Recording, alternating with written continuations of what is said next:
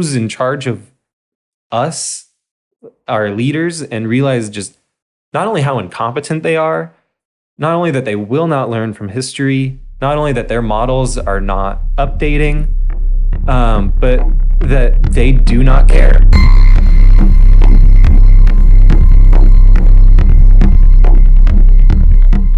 We're recording. Right, we're recording. So, how are you doing, Ryan? I'm doing great. Awesome. So, welcome to Bearing the How. This is podcast episode number 8. Today I have Ryan Beeler on, which Chris introduced us actually. And I know you and Chris are good friends. And he told me, basically, he sent me a text and he said, my friend Ryan wants to come on. He's really smart with AI. So I'm not smart with AI. So I thought that is a good place to kind of, I'm going to just be asking you a lot of questions, letting you do most of the talking. So that we kind of discussed before, that's a good place to start. You know, Sam Harris, like you were saying, there's a lot of people right now talking about artificial intelligence very broadly. And there's a lot of fear associated with it, like this doom, you know? And you said you have some thoughts on that. So maybe you could just start there. Yeah. So I feel like people like Sam Harris who are trying to build these audiences for themselves, they're kind of, I don't want to accuse them of anything, but it seems like they're kind of purposefully being very general about it. I know Sam Harris is a smart person. He could dive into the specifics of it all, but I feel like at least just audiences don't get a lot of that. So I felt like it would be cool to just take a quick 5 to 10 minutes of people's time and just kind of explain what AI is and kind of what to expect from it in the short term, the medium term. Yeah, that would be long term. I actually was going to ask you that. I was going to say, like, where is AI at right now, actually? There's so many different opinions on it. Let me just give like a brief synopsis of what it is, and then we'll talk about where the technology is at this point. So AI is like a very general umbrella term. It's almost more of a marketing term than anything else. The real field that does anything interesting in AI right now would be called machine learning. And it's this crazy intersection between computer programming, statistics, and the different types of like math and calculus, and it's all kind of based around like the neuron psychology and all that type of stuff. Gotcha. So it's this very wild and new field. The machine learning itself, it was kind of first invented maybe in like the 50s and 60s, but people didn't really have the data to really make it work. They didn't have the computing power like they do today. Yeah. So I guess I just want to start by saying, it's really just a very easy to get going thing. Like anybody who has a half hour can get online and start building these types of models. It's not that crazy. It's just that these companies like Google and Facebook, they have all the smart people and they've just invested so much resources that they're doing some crazy stuff with it now that I think is really interesting and I want to talk about. But to kind of give people a window into what it actually is. Sorry, just a little closer. There you go. Is perfect. Like I said, it was math. So what you're doing, the idea is to take certain variables. And so that could be something like the location of a house, the distance to a nearest hospital or school, the quality of the neighborhood around it, and like the price of the house. Like, let's say you wanted to know the price of the house and I gave you these variables. How do they all interact to give you the price of the house? Gotcha. And so that's what machine learning is doing. It's trying to optimize that model to always give you the price. So gotcha. Okay. What it is and so the first major break or subdivision of machine learning is the idea of supervised learning, which is kind of what I just described, and that's kind of the bulk of it all. And then there's unsupervised learning, which right now is really just like about grouping certain numbers together. It's not the most interesting field in the world, but it's so new, this whole thing of machine learning, that there probably is a PhD out there somewhere working on some fantastic new algorithm in unsupervised learning. Gotcha. Yeah. So, it's just growing so much every day that nobody can really keep up. Even like the titans of the industry can't keep up. Gotcha. So it's fascinating. But so we have supervised learning, and that's taking these different types of features and trying to predict either a class. So it either is this type of cancer or that type of cancer, or it's benevolent or benign, or it's trying to find a number, like a price of a house. So it's either this regression or classification, we call it. Gotcha. And then the major subdivisions of, I guess, supervised learning is the idea of a decipherable model and a black box model. So a decipherable model is something that any of us could have really done in high school or college. It's just a linear regression, and then it's just basic graphing stuff, and then it's understanding the weights attached to each of the variables. Gotcha. And then from there, you just kind of can know the relationship. But the thing is that these decipherable models are not quite as accurate as these undecipherable models. And the undecipherable model that really is taken off is called a neural network. And it's the thing that's based around the brain. Okay. That's what I was going to ask you. Yeah. So it's basically a network of neurons. And each neuron is actually just an equation. Okay. So you take your input. So some feature will say like the distance to the nearest hospital, something like that. You multiply it by a weight, and then you add a bias to it. And then there's fancy things you can do after that, but that's basically the whole structure of what is happening in machine learning. Okay, cool. It's all it is. It's very, very simple. And so the idea that we're going to go from these types of similar or small networks of equations to some kind of general intelligence, it's kind of hard to see exactly how we get there, but I don't dispute that it is impossible. Gotcha. Because I think that ultimately it's a very good description of what's happening up here for us. Okay. Yeah, that's an awesome, that's really cool to break that down in that way, because I think a lot of people have this view that artificial intelligence is like it's no different than human intelligence or something. They have that idea that we're going to create a computer that somehow becomes conscious like a human being. Yeah, or people are worried about it like happening like tomorrow. Yeah, exactly. That's the other thing. It's if this happens at all, it's not going to happen for a very long time. Gotcha. But what is kind of very exciting about the field right now, we're seeing a lot of the fruits of a lot of these different kinds of algorithms. So just to kind of run down like a quick list of what it's really used for popularly right now, is it's really interesting because it's the way kind of life first started evolving senses to respond to its environment. We started with vision, and now we're doing speech, and after that's going to be something like reasoning and networks of different kinds of reasoning. So the big models, I guess, that get used are these types of vision models, and it's just straight up detecting objects in the environment.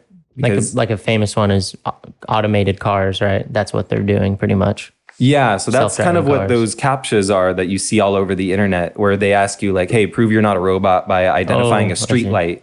It's actually, you're feeding the algorithms data. Oh, I see. So they're taking each of those things that you're identifying as a street light or not a street light, and it's helping the cars get better at identifying those things. Oh, gotcha. So it's a very interesting way to kind of gather resources for themselves. Gotcha. I want to sorry to interrupt you, but I want to take a step back because I think this is really interesting what you said a second ago, which is it's evolving like humans evolved. Like it's kind of going down that same path. I just wanted to reiterate that because that's a really interesting thing, that idea. I haven't thought about it like that at all. Yeah, it's very much growing up the way that life kind of grew up, and it's modeling a lot of that. That's really cool. Yeah, so it's taking from psychology and brain anatomy, all that stuff. And then, sorry to interrupt. You were talking about vision, and then I think you were about to start talking about speech, possibly. So the next frontier is speech, and that's something that we all call natural language processing or computational linguistics. And so basically it's using statistics to predict what should the next word be in this sentence. And it's so interesting to study these types of models, because they take into account sequences of data. So it's not just words that it's looking at, it's time series. So if you're looking at like the sales of a company, it's about predicting what comes next and then from these types of models, a guy, I think his name is Ian Goodfellow. He was at Google for a while. He invented this type of generative adversarial network. And so it's two neural networks kind of competing against one another to produce a brand new thing. So, and that's where this idea of generative AI is coming from. Gotcha. So you see Google had it on their opening page a few days ago where you could like help Bach like write his next I think I did thing. see that. I don't know if you saw it, but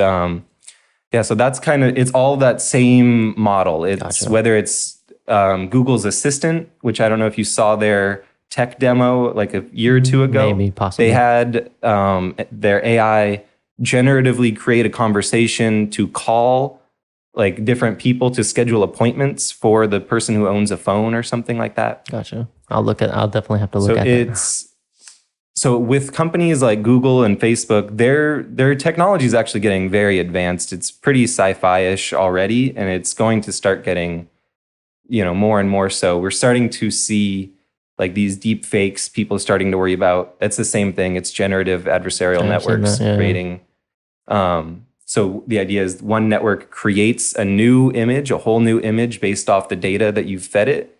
And then the other network is supposed to classify it, and it's supposed to say, this is real, this is not real. And if it classifies it as not real, or if it classifies it as real, then it's typically like a very beautiful, like new thing that we would say that the AI came up with on its own. Even though, the designer came up with the thing, and it's just statistics, picking like what the next note in this chord is, or what the next word in the sentence should be. And then that's to not even mention reinforcement learning, which is kind of the big elephant in the room. It's partly one of the scariest aspects of AI, and it is the thing that would probably do the most damage if it was ever unleashed in a way that wasn't really thought through.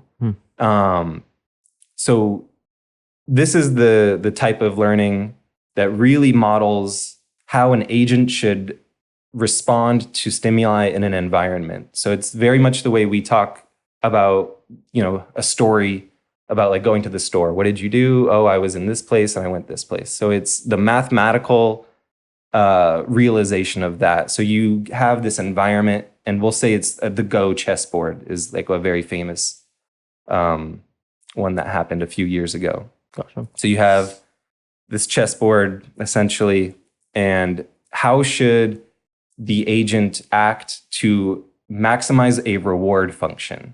So it's very much how we respond or think about in our daily life. We're the agent in an environment, and at any one time, maybe our reward function is different and it's changing, but that's basically what's happening. And so the people who've kind of figured this out have just modeled reality for us. And you're saying that's reinforcement learning is what that's called? Reinforcement learning. Gotcha. So this is the thing that beat the world chess champion at Go. Oh, yeah. Okay. And then I think it was this year, it was not even a month or two ago now, that they beat one of the top StarCraft 2 players. Oh, really? So it actually represents a very big jump in what we thought was going to be capable, or what it was going to be capable of, because it went from a turn-based, perfect information game into a real-time, not perfect information. Gotcha. So there's a fog of war element. This is where I think people start to get scared, is when you start talking about that kind of thing. Yeah, so that's what I'm talking about. It is one of the most terrifying things, because we can easily imagine in like a sci-fi future, the police, just like the way that, even though suicide is on the rampage right now, even though there's so much evidence that smartphones are bad for us, or social media is bad for us. We're not going to go back, though. No one's going to give up their phone regardless of, the suicide rates increasing or anything like that. Is that something, just to interrupt, to put a little sticky note, is that something you would want to talk about? Because it's definitely something I think about all the time. It's like social media related to suicide, related to depression, and all that kind of stuff. Yeah, and it all relates to AI and the stuff, because the AI of Facebook is really like feeding all of that too, because they're feeding people what will keep them on the platform. Yeah, and so their argument that they are like just a platform is complete bullshit, because they pick what comes in your newsfeed. If it was just a chronological thing, or if they were maybe favoriting or showing favoritism toward like your known friends and relatives to them, that would be one thing. But they have a whole neural network dedicated to your news feed and getting you to just stay on the platform. So it's already scary when you think about things like that. So, you know, and this is one of the things, who controls that AI? It's Facebook, and it's always going to be optimized for their profit, regardless of the obvious costs to the rest of society. I mean, how much time have each of us lost just flipping through Instagram?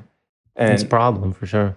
Yeah, so I really feel like there needs to be a lot more regulation around these types of things. And you mean regulation like that Facebook shouldn't be able to do that? Like they shouldn't be able to control, because I forgot who I was listening to, but someone I think it was just Casey Neistat, like released a video about his social media addiction. And he was talking about how he was like, the Instagram algorithm is so scary that it literally is only there to keep you looking and flipping through pictures. And that is scary, like really when you think about it. And here's the thing, the neural network, it doesn't even understand humans yet. And it's already doing this. But how did it know to put those things in that order? It just maximized the time we spent on it. But this is an obvious psychological exploit because we see it all throughout society up until today. It's just that this neural network and the technology has really pushed it to that next level. Because when you're flipping through Instagram, it's the exact same chemical processes in your brain as when you're pulling that slot machine.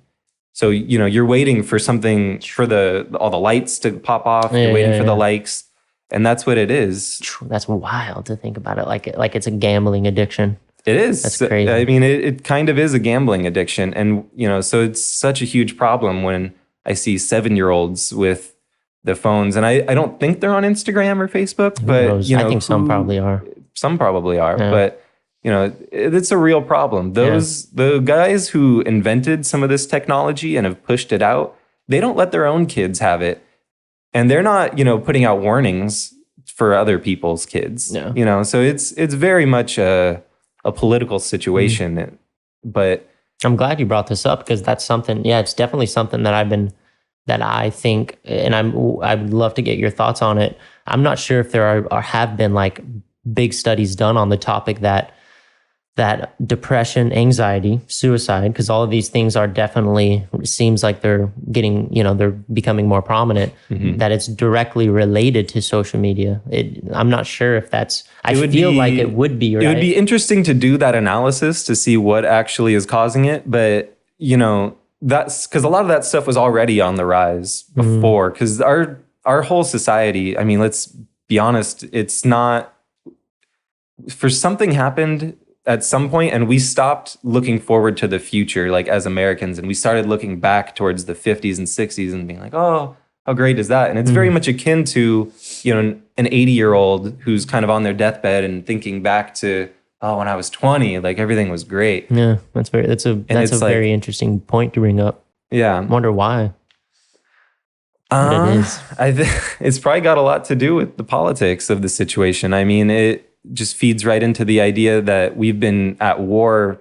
I think it's like 270 years of our 315-year existence. And, you know, what's the number one way to bring down an empire is just prolonged war. Because there's especially because we live in the age of, you know, war. Don't like claim your enemy's stuff or don't do stuff like that. They do it, but, you know, it's not looked, I know, you know, it doesn't look good.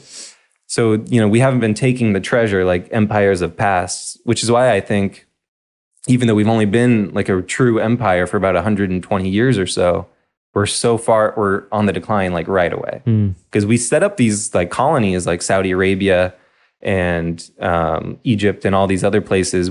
They're pretty much ours. Like we've installed that monarchy. There wasn't a monarchy in Saudi Arabia before, and their military would crash in a few weeks' time if we just stopped selling them spare parts. That's literally all we would have to do, and we could end the whole kingdom of Saudi Arabia. Wow. Yeah, I'll just preface any further conversation we have at this that I am very ignorant to this stuff. So I'll completely let you do all the talking. But that's interesting. That's like, I'm really curious what the just what you said a second ago about we stop looking forward, and it's more like we look at the past and we're constantly comparing ourselves as a nation to the past. It's very true when you say it, and it's really curious. And why. It's around the world this is happening too. Italy right now is having right now they're thinking about the fascist state, and they're thinking about Rome. But this is what happened when Hitler and Mussolini came into power. They hearkened back to a past time when we were great. And for Italy, it happened to be thousands of years, towards the Roman Empire. But for us, it's in some people's memory that time. Like there are people who were around in the 50s who remember it and remember the prosperity of, one person going to work, and he could support a 2-car garage. His wife wouldn't have to work, and he could afford vacations.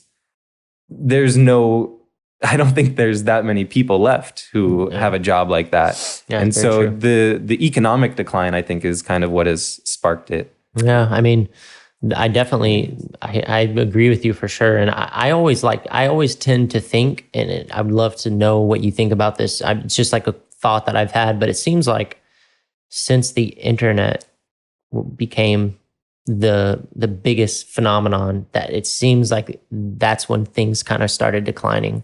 That the internet. Well, when do you consider the beginning of the internet? Well, I think maybe when it became like when did it become in everyone's lives all the time? It must have been like in the 2000s, early like 2000s, mid 2000s, probably. I would say, early to mid 2000s. And I always like the thought that I always have is, I know for sure that, I mean, from my experience, my opinion, that people don't do well with like depression, anxiety, that kind of thing becomes more prominent in someone's life when they're constantly like comparing themselves to someone else. Absolutely. It's like when you're comparing yourself to someone else, when you have expectations for the life you want to live. And I know that since social media has been around, and people talk about this, but that's a big problem with it, is that it's very easy to see other people on Instagram who have these perfect lives and they have all these friends. Or they're only posting the perfect Exactly. stuff. That's the problem, right? The real problem. People get into this mindset where they're like, man, I don't have a beautiful girlfriend, and I don't get to vacation in wherever or whatever. I for sure, that's a problem. And so I always think about like, man, it seems like the internet came along, and then this insane instant connection to everyone and everything came along. Social media came along, and it's causing this problem. I don't know. I can't say it is, but I think it's something to think about. It's abusing like an exploit in our programming, essentially. I mean, that's a good way to put it. We were built to withstand a certain environment, and the environment's changing faster than any kind of brain anatomy is going to adapt. So there's going to be these things that, people can do to each other that we know is going to get a certain reaction. And when you put AI in charge of it too, it just means that thing is going to be exploited as fast as lightning strikes, because that's what it is. It's just numbers moving at the speed of light in a computer. Man. And it makes it actually kind of scary to see some of these other technologies like quantum computing coming around. Yeah, if you want to talk about that at all. I'm not so familiar with it, but I know basically it's about like the quantum entanglement of these atoms, and they can tell when one atom has flipped directions because it'll instantaneously cause another electron to flip directions. And so what it ends up doing, or the way it's an advantage, is you don't have to wait for the speed of light. It's instant. And so when you combine that with stuff like reinforcement learning and stuff like this, the people who have access to those programs, we're all sort of very much at their mercy at that point. And so that's why I kind of do like to talk about the political side. Oh, I'd love for you to go into it. I mean, maybe if you don't mind to break down just in simpler terms, maybe like this idea. I mean, what you just said, like it is like an addiction. Like they and it's youth. Is it that they're purposely exploiting that part of our brains that seek the dopamine kick? Is that like what they're doing?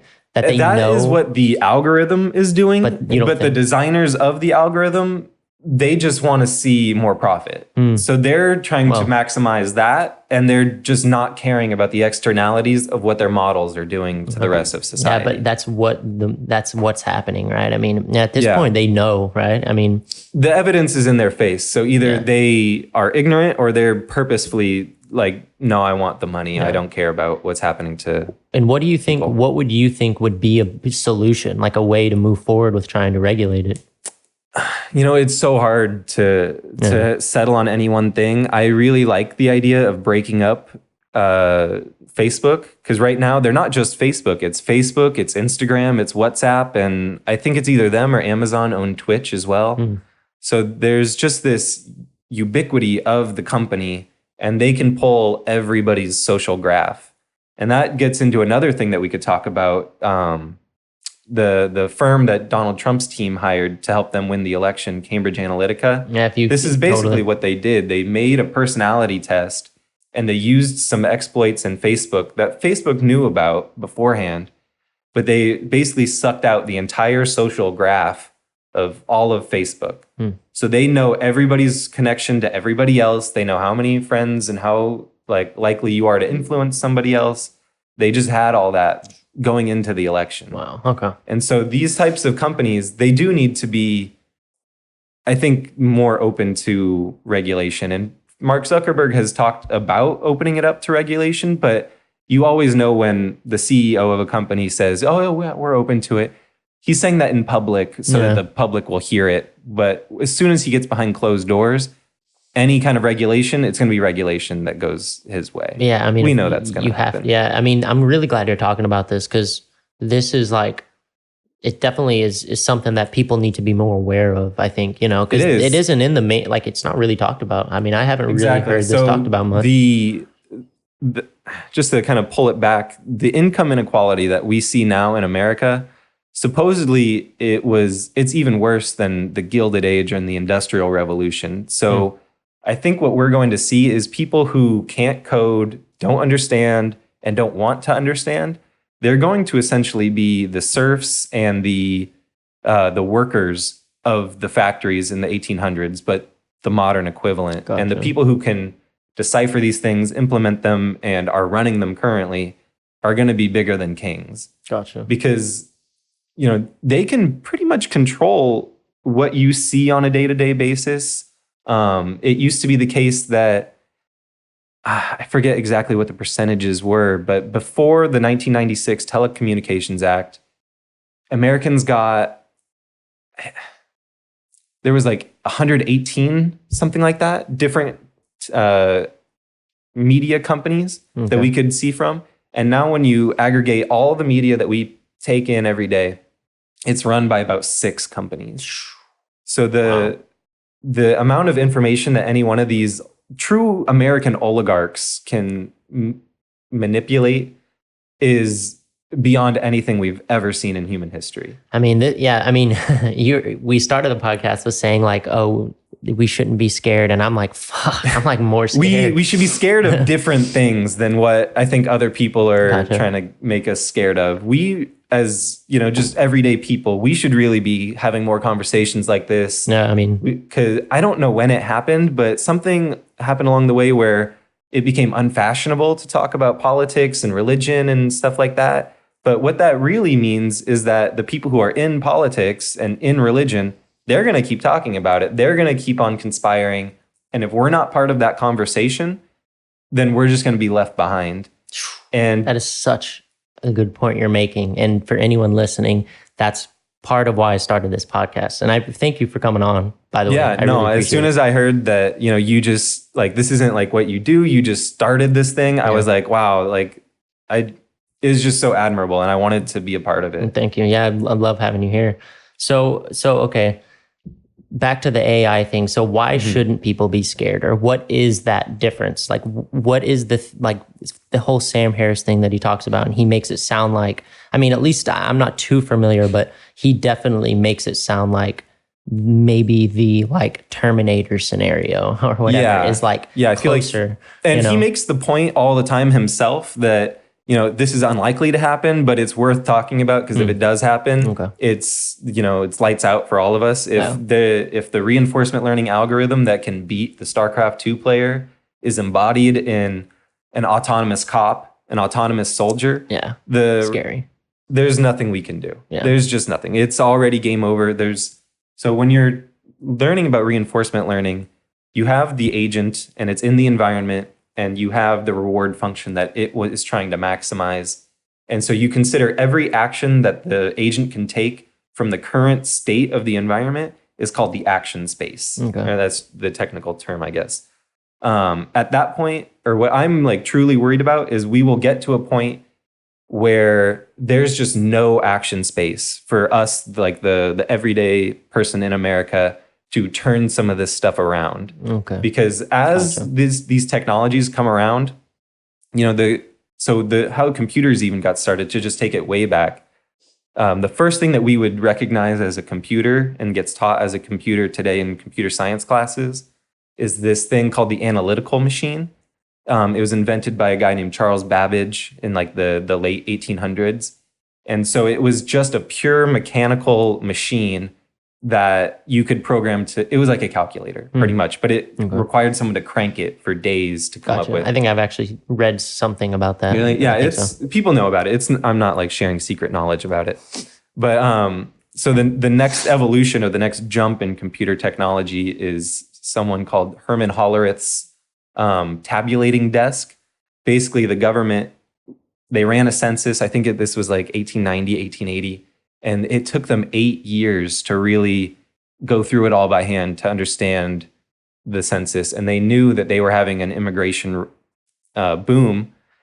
And so they already saw like, okay, this is we can't manage this. And so they put out a competition to companies and they said, help us calculate the census.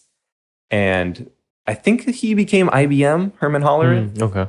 And this is kind of where the computer got started. That's really interesting. Gave people like these punch cards, and they fed it into the computer, or the early computer, and it would tabulate based on the punch cards. Wow. And so it got started from there. And I forgot why I was talking about this. Catch me up. We were talking about, I was wanting to get clarity on the confusion with like Sam Harris talking about what's scary about AI, and then what you're saying, which is there's certain things that maybe we need to watch out for, but then there are things that, that it's not really as scary as it seems like it should be. So the technology went from this mechanical thing to this like mostly mechanical thing, and then it became electric.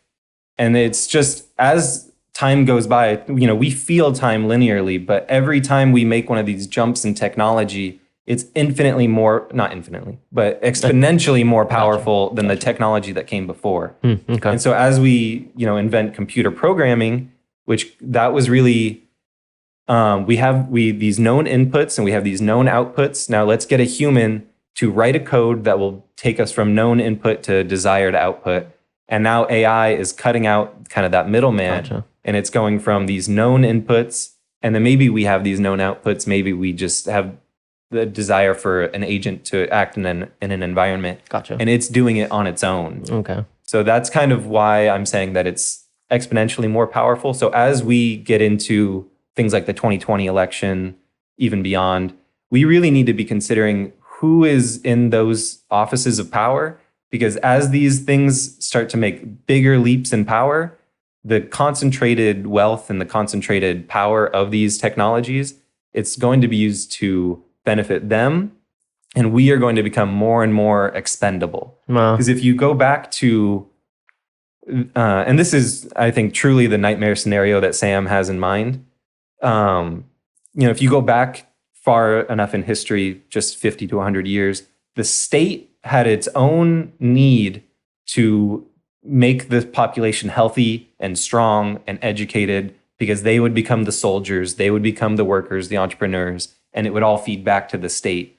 What we're getting to now with automation, and this is true even for just like office software now that AI uses, we're going to get to a point where the government doesn't really need the poor people, essentially. They can have their own society. The politicians, the corporate elite, the media elite, they can all exist fine with these bots who are growing food for them, these bots who are doing this. So this is where like UBI, because I know we kind of mentioned that a little bit before. What's like the future of jobs? I think specifically in the group message we were talking about the future of jobs and universal basic income. Which, if you want to, that seems like a good segue. If you want to start getting into that a little bit, we're getting there. I'm not quite done scaring the shit out of everybody yet. So just as we get into these kinds of scenarios, and we get people like Donald Trump, who truly, let's be honest, he doesn't care about us. He cares about his own wealth. This is why he's essentially selling our foreign policy off to Saudi Arabia. This is why when Jamal Khashoggi was murdered, he was the first person to defend them, by the way. The very first person to defend Saudi Arabia. And he, I guess to justify that they were like an ally we do want to keep, is he pointed to all the billions of dollars that they were spending on our equipment. And he exaggerated the number greatly. It was much less than what he said, but still. So, as we get these leaders who truly don't care about people, the future, and aren't thinking about these things, the corporate elite who are kind of behind the political show, they're going to be rearranging the rules so that, this is just allowed to continue, and it's only going to get worse. We see Republicans now who are coming after Social Security. They're always after something. Yeah. And this is the opposite of what we really need to be doing as a country. Because we do want the automation. Nobody really wants to be a trucker. No one at 5 years old is like, I'm going to drive a truck all my life and it's going to be awesome. Yeah. No one wants to work in an office. No one wants to do a lot of these jobs. So I want to welcome AI to doing all these things, because they'll do it better than us. The AI will probably crash less than us when we're driving. Yeah, of course. I mean, it's all these things. You want the innovation. You definitely want it. Exactly. Sure. So we want it, but we have to think about the game theoretical aspect of what that's going to mean when they don't need us anymore. Yeah, that is the question, right? I mean, that's the way to put it, which is we want automation.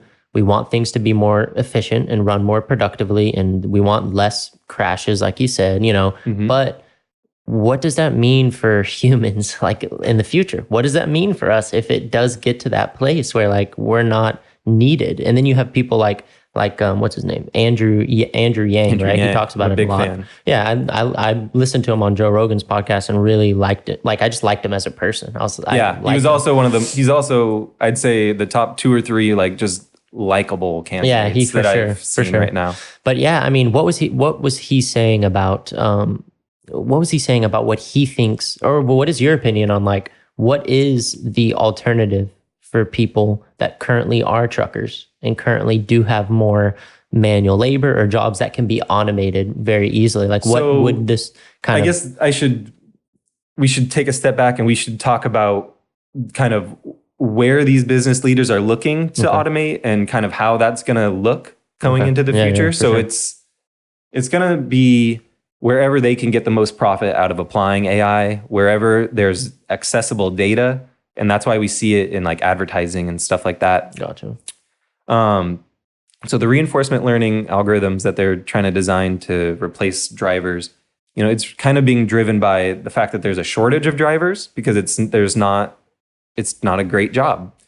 And the fact that drivers get paid a lot. And it's a very simple, I mean, I don't want to be insulting, but it's a simple job. You drive the truck from point A to point B.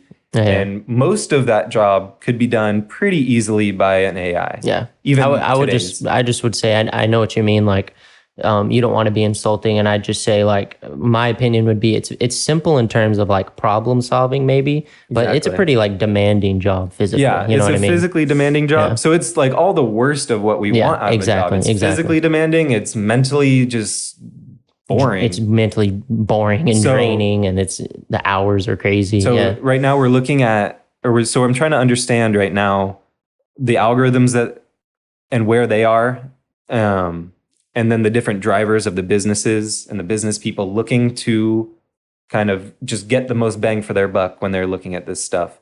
And so I think what we're going to see is the truckers, and then we're going to see the call center workers. And then we're going to see a lot of things like receptionists get handled by AI. Gotcha. And And then anything that is like office work, things like accountants, things like escrow managers. Yeah, that's something I've wondered. Like, it seems like their accountants could be replaced now. Right, because we don't even actually need AI to replace a lot of accountant work, I would think. It's really just like a complicated if-else statement that we would really need to, do most of what an accountant does. But these categories that we're talking about, call center worker, trucker, these are decent paying jobs. Like, I used to work in a call center for a big bank, and the work, it paid enough for a lot of people. And, what I'm worried about essentially is the truckers being replaced. They don't have a whole lot of education. Where are they going to go? They're going to go to call centers. And then that's going to create this situation where, there's so many people who want to work in a call center that it's going to drive down the wages, and it's going to cost. And I think that will truly be a catalyst that we're going to need to politically react to. Because I feel like once, maybe we'll absorb the driver hit over the next 10 to 15 years. I know that's like the time frame we're looking at. I was going to ask you that. Full saturation of autonomous truckers or autonomous drivers. Yeah. But so somewhere in that time period, there's going to come a point where there's just too many people who are unemployed, who have nothing to do. It's too much of a strain on resources. Taxes aren't getting paid because people aren't working. And, we can keep on borrowing money, but we can jump into the finance side of the debt and all that. But so right now we're at like $22 trillion. And so the debt itself, not the end of the world, the number. What concerns me is the interest payments. So as the interest payments rise, and remember, we've been in a recession, interest rates have been super low. And as we try to get out of a recession, we raise interest rates. We're going to raise the amount of the tax budget that is allocated for interest payments. And so that means as that grows, what we have to borrow grows, and that means the interest payment grows along with it. And so it kind of creates this downhill spiral effect where at some point the government no one's going to be willing to loan the government money. Yeah. I mean, so just to take a step back really quick, what do you think, like, this issue? So, like, what would a solution be to truckers losing their jobs in the next 10 to 15 years? Like, it's social organization. Okay. We have to meet because we want the technological innovation. We're not going to back down from that. Yeah. There's no way. Yeah. We need to form a social organization around that yes, encourages that, or encourages AI growth and implementation everywhere,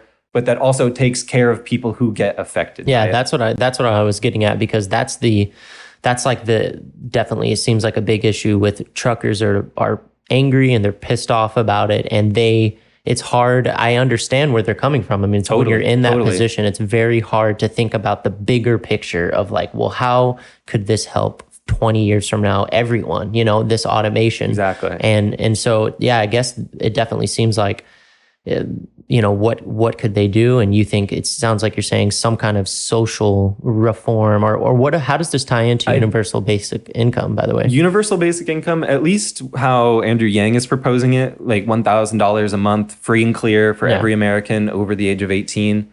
I think that's going to be a Band-Aid on a bullet wound. Yeah, I was curious to ask about it. Like, I'm not super knowledgeable about it. I've listened to some podcasts and stuff, but what is, if you don't mind going into it, like, what is how would that affect the taxes? And like, it seems like, how could we afford to do that? How to implement, or how can we afford to implement that? Yeah, like $1,000 to every single person. There's a lot of ways to do it. What Andrew Yang is proposing, I know, is a value-added tax, which is it's basically a tax of the internal processes on a business. As their products gain more value, we're taxing that value. Okay. And so the idea behind it is it's almost impossible to game it. The way we tax income, but it's so easy for accountants to hide money here, there. They're not going to, or they probably will try, but it's going to be harder to be like, oh, we didn't add that much value to our product from this thing, because they're going to be here on the other side trying to advertise we did so much to the product. Gotcha. And if they're telling the government, oh, we didn't add anything, it's going to be weird. They're probably still going to do it, because I think we see that with insurance companies today. People telling, or like, I think Matt Taibbi did like a whole article on how Donald Trump essentially like would say, oh, my he would tell the government like, oh, my buildings aren't worth anything. I'm underwater basically. Gotcha. So he wouldn't have to pay anything. But then when it came to insurance payouts, he's like, my buildings are great. They're doing awesome. So we're probably going to see a lot of the same stuff. But to get back to the question of like the true fix for automation. Yeah, because it's a really hard thing to like, I mean, putting myself in the position of someone who, let's say, is like 40 years old, didn't go to college, has like 2 kids to take care of, and they work 16 hours a day doing the trucking. Mm-hmm. And then if it comes along rapidly, what are the options for that? That's a very rough position to be in. And it's definitely scary, and I come from a working class background myself. Like, I definitely get where that fear comes from, but then I'm on the same side with you and think it's a no-brainer that we need to automate. I mean, it's a no-brainer. It needs to happen, Yeah. So especially because the millennial generation, or however we want to call it, millennials, Gen Z. Yeah. We're probably not going to have as many kids as our parents did, and the old generation right now is actually like a very big block of the population. So as they kind of move out of their positions and into retirement, and as they pass away, there's just not going to be as many workers too. And Japan is going through this right now, and that's why they're very into the whole automation thing. And so, it's important that we do have like a full all hands on deck type of thing to move forward with it. Yeah. But $1,000 a month is not going to replace a trucker income. It wouldn't replace what I was even making at a call center. Yeah.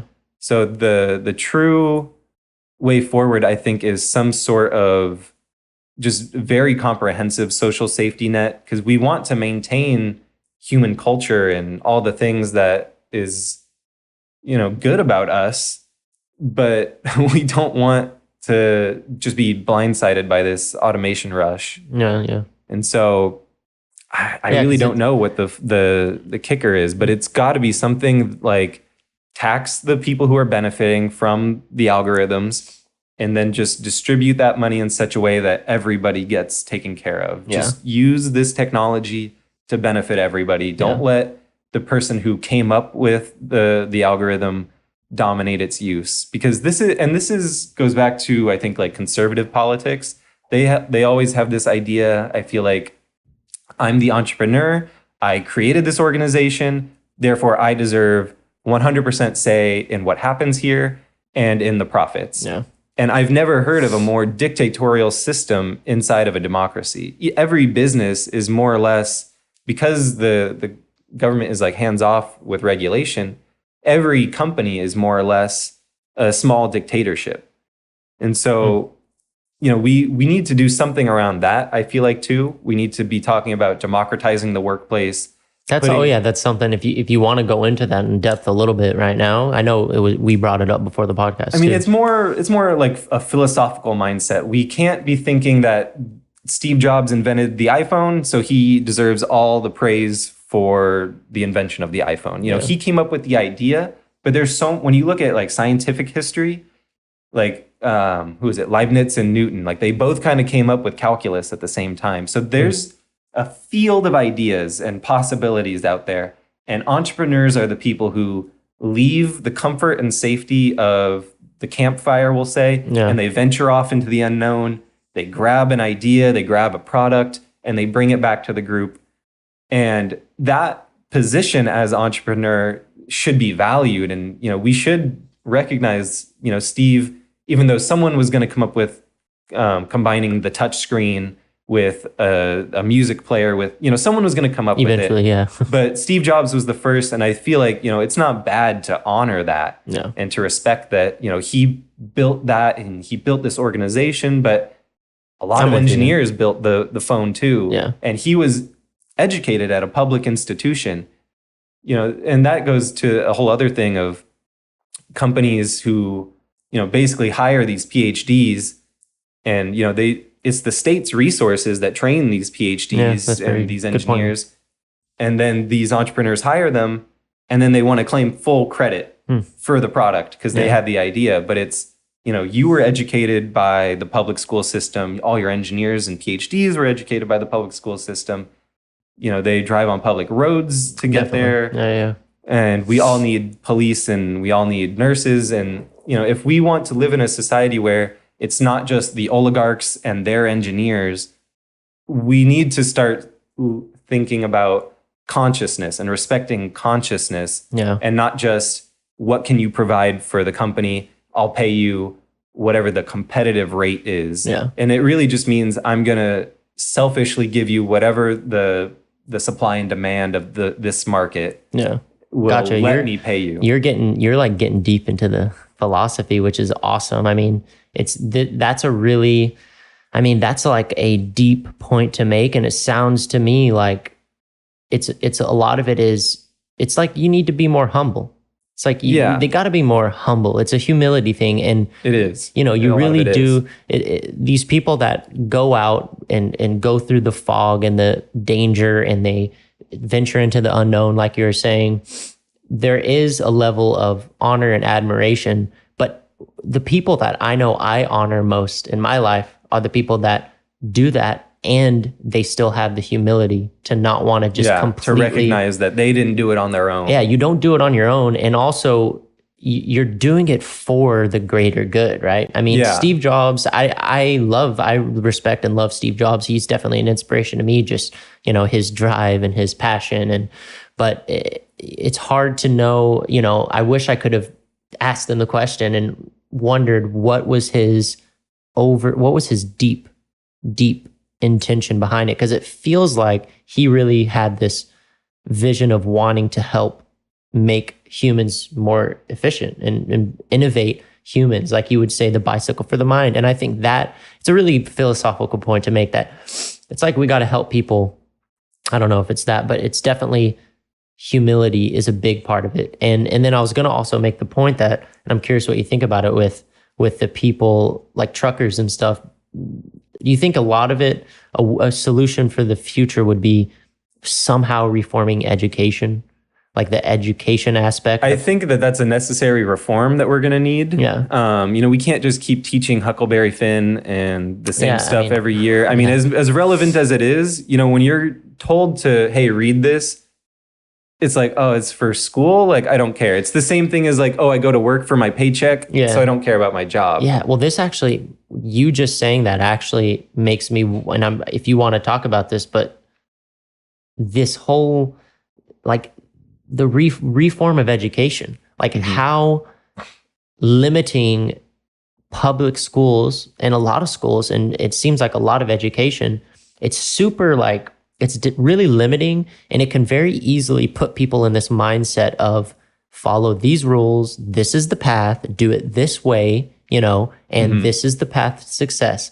And I think the mentality of like becoming successful, and so many people who are successful that talk about how it happened, they say, you have to just go out there and carve your own fucking path. There is no path to success. Yeah, no one's going to open up your lane for you. Exactly. And that isn't taught in schools, really. Like there isn't a real education that says, like, education should be about teaching people how to learn and problem solve, but it isn't like you go to school and then you go to college for 4 years and then you're successul. It's like, that isn't... There might have been a time where that was a thing, but I think that time has long since passed. Yeah, for sure. And what the reform I would like to see is this move away from standardized testing, because it very much encourages this individualist mindset. And I think that is, and it's good, I understand the philosophy of individualism. I'm not saying there's something wrong with it, but having it that hyper-focused, that young, and throughout, from the time they're like, 4 to 18 or even further if they go on to college, I think what we should be doing with the education system is teaching our kids that we're all in this together. It's about teamwork. So, I've talked to Chris about, starting like a statistics class or doing, like, going back to school and just doing teaching. And what I would have them do, I think, is get into a group and tell them, okay, I want you guys to analyze this data, and I want you to be able to tell me not how to calculate the standard deviation, because nobody cares. That's on Google now. Go the next step. what do you use it for? What are you going to use it for in this project? And I would want them to figure it out on their own. Gotcha. And to just go back to a point you mentioned, because this is a very popular point that I disagree with. People say, oh, schools are teaching people what to think, and they're not teaching them how to think. And I think that that's true, but I think that we need to be coupling the how to think with the what to think. Yeah. Because if someone knows how to think, or if the public school system is teaching people how to think, then all the media has to do to manipulate you is to show you a series of images because they know what your reaction is going to be to them. Yeah, gotcha. And so we need to be doing both. Yeah, that makes sense for sure. And also, I think for me, a big shift for me that happened in my life that has given me this kind of mentality to pursue the things that I want. It's a lot of it is it's a mentality. It's a mentality of learning, like it's a mentality of kind of making the choice to view myself as someone that will, or to view life in general as like, life is a game that there is no answer and there is no direct path. And it's a choice that I get to make to fucking go and push myself and work my ass off and figure out like how the fuck to become successful or achieve the goals that I want. And there's going to be a lot of suffering and there's going to be failing. Mm-hmm. And it's like, that also needs to be talked about, I feel like, more with all people. Like a lot of people give up so quickly. They start hitting the, even with starting stuff like this or whatever, they just give up after a few months or whatever because they don't get the followers or they don't get the audience, or so many people try to start businesses and they fail. And a lot of people will tell you. Because they get these expectations. If I do this, I'll develop, or if I like start a channel, like people will come and then I'll be famous from the channel. But, a lot of channels get started that don't become famous, but that doesn't mean you're not growing because you're not hitting that goal. Exactly. And the growth from the trying and the learning about how to do podcasts or whatever people want to do. Yeah. That growth in itself can put you in a better place to get the better job. Yeah, I'm glad you're saying whatever else you're after. Very, very true. Anyway, I just mean to say, like, I know at my public high school that I went to, and then I went to college for a year, none of this stuff was instilled in me at all. There was no real talking and discussing like failure and suffering, and there is no path, and there is no answer. Like there is no answer. Sometimes you have to, like you said with Steve Jobs and people like him, you just have to have the courage, go step out into the unknown, and you're going to stumble around. That's part of the problem of the school system. The way it's structured now with all the standardized tests, we're training ourselves to think that there is an answer. Right, yeah. But the world that we live in, and this is like a Petersonian idea, is that it's an unlimited game. So there's, to just break it down, I guess there's limited and unlimited games. Limited games are like basketball. We know the number of players, we know what the goal is, and what the rules are, and we know no one's going to interfere. Yeah. And then the unlimited game is kind of the game of life. There's no players can come in and out. There's no perfect information, and there's no goal. Yeah. So how do you keep that game going? Because the idea is that the unlimited game is still good for something. It's still fun, because that's kind of what the economy is based on, right? Is this idea of everybody in this unlimited game together, trying to pursue for sure. Just a position that guarantees them a life that they wanted. Yeah, for sure. And so we need to be talking about how do we reorganize the economy and school and all these other structures in our society to be the unlimited game, to be sustainable now and into the future for future generations, and give us all the thing that we actually want. Not the paycheck from the job that will let us go on vacation, but actually enable more people to have the type of life that they don't need to vacation from. I think is the most important thing. This is very important. Like this is just a really important point that you just made, that it is it's like a deeper problem, and it is like it needs to be reformed at all levels. And it's like a mentality shift. It is. It's a huge mentality shift. Yeah. And we as people who just work these day jobs, we need to be talking about this so much more, because the people who are like politicians and business people, they're making plenty of money. They don't need to think about this stuff. They are just fine with the way everything is going.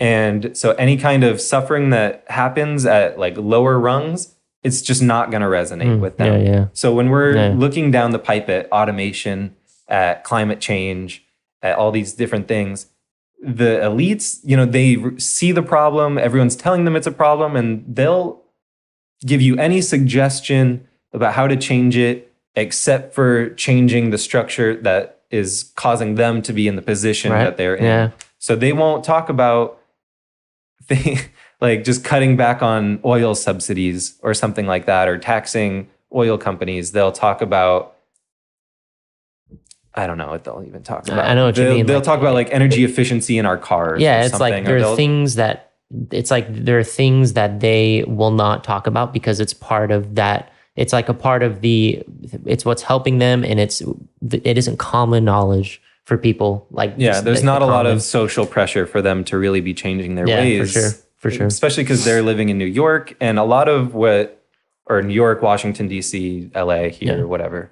But a lot of what is going to happen from climate change is essentially like not Australia, what are the Oceania, those oceanic nations in between mainland Asia and Australia? I'm not sure. They're probably going to be like more or less underwater. I mean, their homes are going to be destroyed, and we're going to create a whole class of people who are essentially climate refugees. Damn. And so when we're talking about automation and all this other stuff, and our leaders are focused on, we got to build a wall, we got to not build a wall, they're talking about these stupid things. And there's so much bigger problems that are facing each of us as an individual and as a country and as whole species. Yeah, I mean, this is like super important stuff, because why isn't it talked about more? I mean, I always wonder that, and it's why I don't get into politics much, because I feel like politics right now, it is so surface level. Like it's very surface level. It doesn't get deep into like the stuff you're talking about right now. I mean, this is like, when is a leader going to come along and talk about this kind of shit? When is that going to happen? Never, it needs to happen. It won't. We will, unless Andrew Yang or Tulsi Gabbard or Bernie Sanders gets in. I have zero hope of any of these other corporate politicians ever saying a word that will ever hurt their donors. Yeah, they will always. They try to water down this idea of Medicare for all by saying people love their private insurance. Nobody even knows who their private insurance is, and nobody likes them, even if they do. So, these ideas that some of these politicians are even spitting out, they're easily falsifiable. They're just not well thought through, and like you're saying, they're very surface level. They're not addressing the problems that people feel. I mean, so what do you think? Sorry to interrupt, but before I forget, what do you think? Do you think it actually is necessary right now, the state of politics? Do you think it's necessary for it to be the way that it is, where it's more surface level and it's very, very tribal, right? It's very tribal and it's surface level. Is it even really possible that someone could come along who is like a balanced, is it possible that someone could come along and say, I'm not Republican, I'm not Democrat, I'm balanced and I choose to be balanced and I'm looking at these deeper issues and this is the changes that I want to make? Is that even doable, like practically? Like, could you get anything done? I have to believe it is, because if it's not, I feel like we're kind of approaching the time when, like I was saying earlier, the action space of what we can do as individuals it's just not going to affect the outcome of automation, of climate change, of all these different things. And we're going to see a very, very crazy and chaotic world. But if we could just get our shit together and just have a new wave of politicians who are they're not bought. That's all it is. It's just, they don't have big money donors. That's all people are looking for. If you are someone who can grassroots fund their campaign and you are willing to speak truth to power and look at some of these establishment politicians and be like, that is wrong, and I know why, and I can say it articulately, and I have this alternative vision, it's better, and here are the reasons. And if you can do both of those things, literally fight off the establishment Democrats or the establishment Republicans, if that's more your style, you are going to have such a huge base of support, like just built in. Because I feel like everybody I talk to hates every Democrat or every Republican that I talk to. You're making a very good point that, that's why I'm curious to know it's not such a big thing to go into, but like you seem like you're not a big fan of Trump. And I'm curious, like what it is why you're not. There's so many reasons why to not be, but do you agree with this idea that at least Trump kind of did throw a wrench in the system and he kind of opened up a can of worms? No, not at all. So he talked at first like he was going to be someone who did. I guess on Trump, I saw him originally as a clown and as a joke. Yeah, most people. And he said a few things throughout the campaign that I thought were very interesting. Gotcha. There was one point where I think it was the second Republican debate. He looked at all of the people who were on that debate stage with him, and he said, I have given money to every single one of your campaigns. So that was very powerful. Someone finally talked about funding. And I think for a lot of Americans, someone who, wasn't corrupted or they view that as not corrupted because, he's above them in like a social hierarchy. He's the one paying them. Yeah. But it's also just that calling it out and kind of pointing out the problem. Because no politicians will point out any of this stuff either anymore. So the fact that he did that, I totally understand why people were kind of on board with him at the beginning of his campaign. Okay, gotcha. Especially after that. But just to get back to it, I view that as him being more corrupt. He had more power, so he has more responsibility. And if he's doing these shady things, we should be viewing that even more harshly than we view like Ted Cruz taking money from Goldman Sachs or his wife being like someone who's big on their board or something like that. Yeah. And then he said he's going to drain the swamp. That was like a big slogan that I remember. And then he said something about like bringing peace or like being the peace candidate. And the peace candidate has always won in America since I've been paying attention.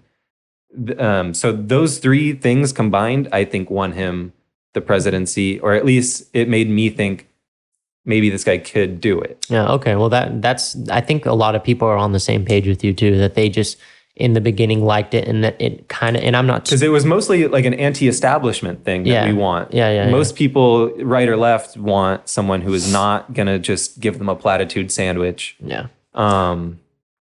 But the things that kind of made me turn against him, I guess, are the constant lying, the sexual harassment stuff, but the big character stuff, right? Like just his character. He just obviously wasn't like a good guy. There was people who came out saying like, oh, I worked for him and he didn't pay me. So, if he's not paying the people who are working for him, do you think he's really going to care about his own voters? Do you think he's going to care about citizens at large? Yeah. Probably not. But the very big thing for me, I think, was the the family separation policy at the border. The fact that he could just rip mothers and children apart. And, I've seen interviews of people who work at those facilities and, they snuck cameras in and they could literally hear the children crying. The fact that you can do that, it makes me think that you don't view them as your own mother. Like you can't see the humanity in them. Yeah. And so for me, that was the big like, oh, he's definitely like a fucking racist. Gotcha. That is nuts. Gotcha. I'm honestly not like I said before, I don't get into politics too much. So I honestly I don't want to speak out of turn with what I think. I know there would be some people that would argue against you and say Trump wasn't really involved in that. That was more ICE or that was the border patrol. But the bottom line is ICE and the border is his responsibility. Right. Well, that's a good way to frame it. Is to me it sounds like, and what I would agree with you on for sure is his character, like his just who he is as a guy. You know, I admire people that are more compassionate and kind of more humble, and he is not humble. Yeah, for sure. I mean, I could see being a little bit of a showboat about, like, if he was who I thought he was at first, if he was the peace candidate, if he was the guy who's going to really drain the swamp. Yeah, I do want to see fight in that person. Yeah. Oh yeah, of course. You know, because they're going to be fighting people who, you know, are making millions of dollars off different kinds of inefficiencies, abuses of power, whatever. So I want to see someone who's not going to equivocate or kind of back down when he's challenged. I wanted someone who is strong, so I really liked him kind of at first, other than the racism and the other stuff. Yeah, I mean, this is a good like topic to bring up, because there are a lot of people. I mean, I don't like the tribalism and the like hatred of, like, if you're Democrat, you hate Republicans. If you're Republican, you hate. Like, it's just mind blowing. And to I guess give you something that I think we could actually implement pretty easily and fix a lot of the tribalism, because a lot of it I think comes from the two-party system, the Democrats and Republicans. But the idea is that we could implement something called ranked choice voting. So instead of voting one person and then that's it, you get 3 or 4 choices of who you like get to rank them, right? So as if you picked in the last election, like Gary Johnson or Jill Stein, they would count that vote at first, but then when they saw that nobody had a clear majority, they would take away like the person who had the lowest. So I think it was Gary. Gotcha. So everybody who had Gary as their number 1, it just went down to their number 2. And if their 2 was Clinton or Trump, then Clinton or Trump got those votes, and it would kind of immediately just make the whole system like a lot more democratic, because it encourages more people to run. It encourages you to be just more open with your vote too, because there are so many times where, or like, you know, I'm sure everyone has felt this way. Like they saw what happened with Ralph Nader. Everyone accused him of being like a spoiler for the Democratic candidate. I'm forgetting his name. And they claim like, oh, he gave the election to George W. Bush. And so there's a lot of push against candidates running because of the system. And then there's a lot of voter like hesitation on voting for someone like Nader or Stein or Johnson, because they're like, oh, it's just a waste of my vote. Yeah, definitely that whole idea, you know, this is our democracy. Shouldn't we be voting our conscience, not like being amateur political strategists on our own? Like we should just be rewriting the rules so that we can be as human as we want without having to kind of succumb to this system and mold our humanity to a social structure. Yeah. Well, what do you think about the idea, which to me it sounds like this would be a huge shift in the way that voting happens and stuff, which is to do it where you can vote like on your phone. Like that whole idea that you can just pick up your phone and vote, like how you, and they often say, people say, no, you can't because security and how are you going to prove your identity? But I mean, there's ways we could guarantee it. There's like, you know, there's technologies like the blockchain that we could try to implement that, you know, we could fix a lot of security exploits. Yeah. But yeah, I think the main thing is just, when you look at who's voting, it's not even, most of the time, it's not even half the population. That's what I was going to say is how many people vote? And then how many more people would vote if you could just pick up your phone and vote? And how would that change, do you think, the outcomes of elections? I honestly, like, I know a lot of people say that America is a center-right kind of country, but I think we would see an immediate jump to the left if we did enable some of that stuff. And that's why I think we see a lot of Republicans who are kind of very nefarious with their voting practices. I know you're not too into politics, but in the last, I think it's either Mississippi or Georgia, it's one of those southern states, the Republican who is running for that governor seat was at the same time the Secretary of State of that state. So he was the guy who's in charge of running the election. Literally, that's his job, to fairly run this election for the state so that the people can have their voice heard and their chosen representative will be in the governor's seat. So he was running the race and running in the race. Wow. That doesn't seem like it should be legal. Exactly. So there's just all sorts of these types of abuses in our system, and there's just no institution that is willing to take it on or has the ability to. And I really think that, you know, as technology gets more powerful, these regulations that they're writing are going to start being more and more important. So we really need to get a handle on the political situation as fast as we possibly can. Yeah. Because once these problems start coming, once truckers lose their jobs, once call center workers start getting replaced, it's going to be a downward spiral into what could be a very, very scary scenario. Yeah. I don't get into politics much. One, because it can be very negative, and it's a source for negativity totally. For a lot of people. It's the fear that I have is that it makes people become infested with like a rigid ideology totally. On both sides, and I really value trying to be a balanced person and being open to both sides, like really trying to understand both sides. I really try to aim to be like balanced and to listen to this side, listen to that side, understand both. But I also don't know where to get my news. Like, what's a good place? Because everything seems so biased. Like, how do you know? It's hard because you can't trust just one source. Right? You can't be like, the Washington Post is my source because that's owned by Jeff Bezos. Yeah, like, so what do you basically suggest? A capitalist propaganda machine. Yeah. What do you suggest for people that want podcasts and look for people who are just not bought off? Gotcha. So I personally use a libertarians podcast. His name is Scott Horton, and he runs antiwar.com. I'll look into that. He is always having interviews with people who are on the ground in the Middle East. Okay, that's awesome. So it's not that you want to be looking for the right news source to take care of everything. It's that you want to kind of pick it apart to find someone who specializes in it and someone you can trust and you're seeing is very kind of open-minded. Well, let me ask you this question, sure.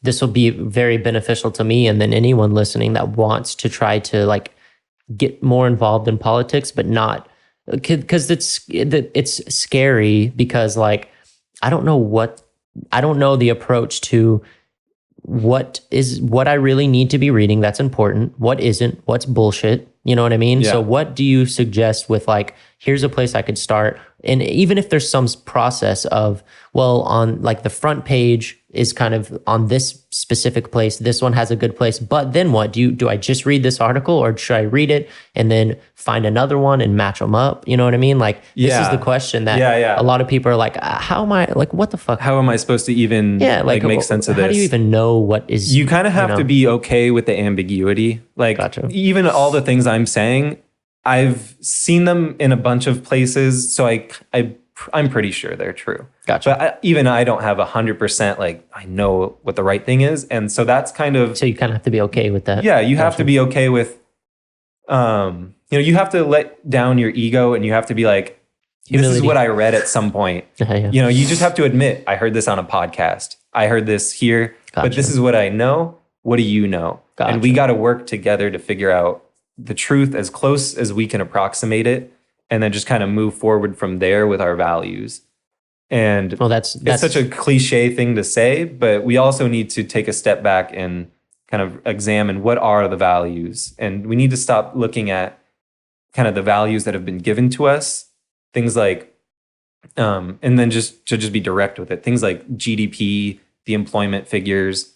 These are known statistical aggregates that don't actually report the things that the people repeating them think they're reporting on. So things like GDP, it's this measure that was developed back during the Great Depression, and Roosevelt really just wanted something that would give us an estimate of the economy. And so even the guy who came up with the idea of GDP says this is a terrible estimate, but it measures the economy. And gotcha.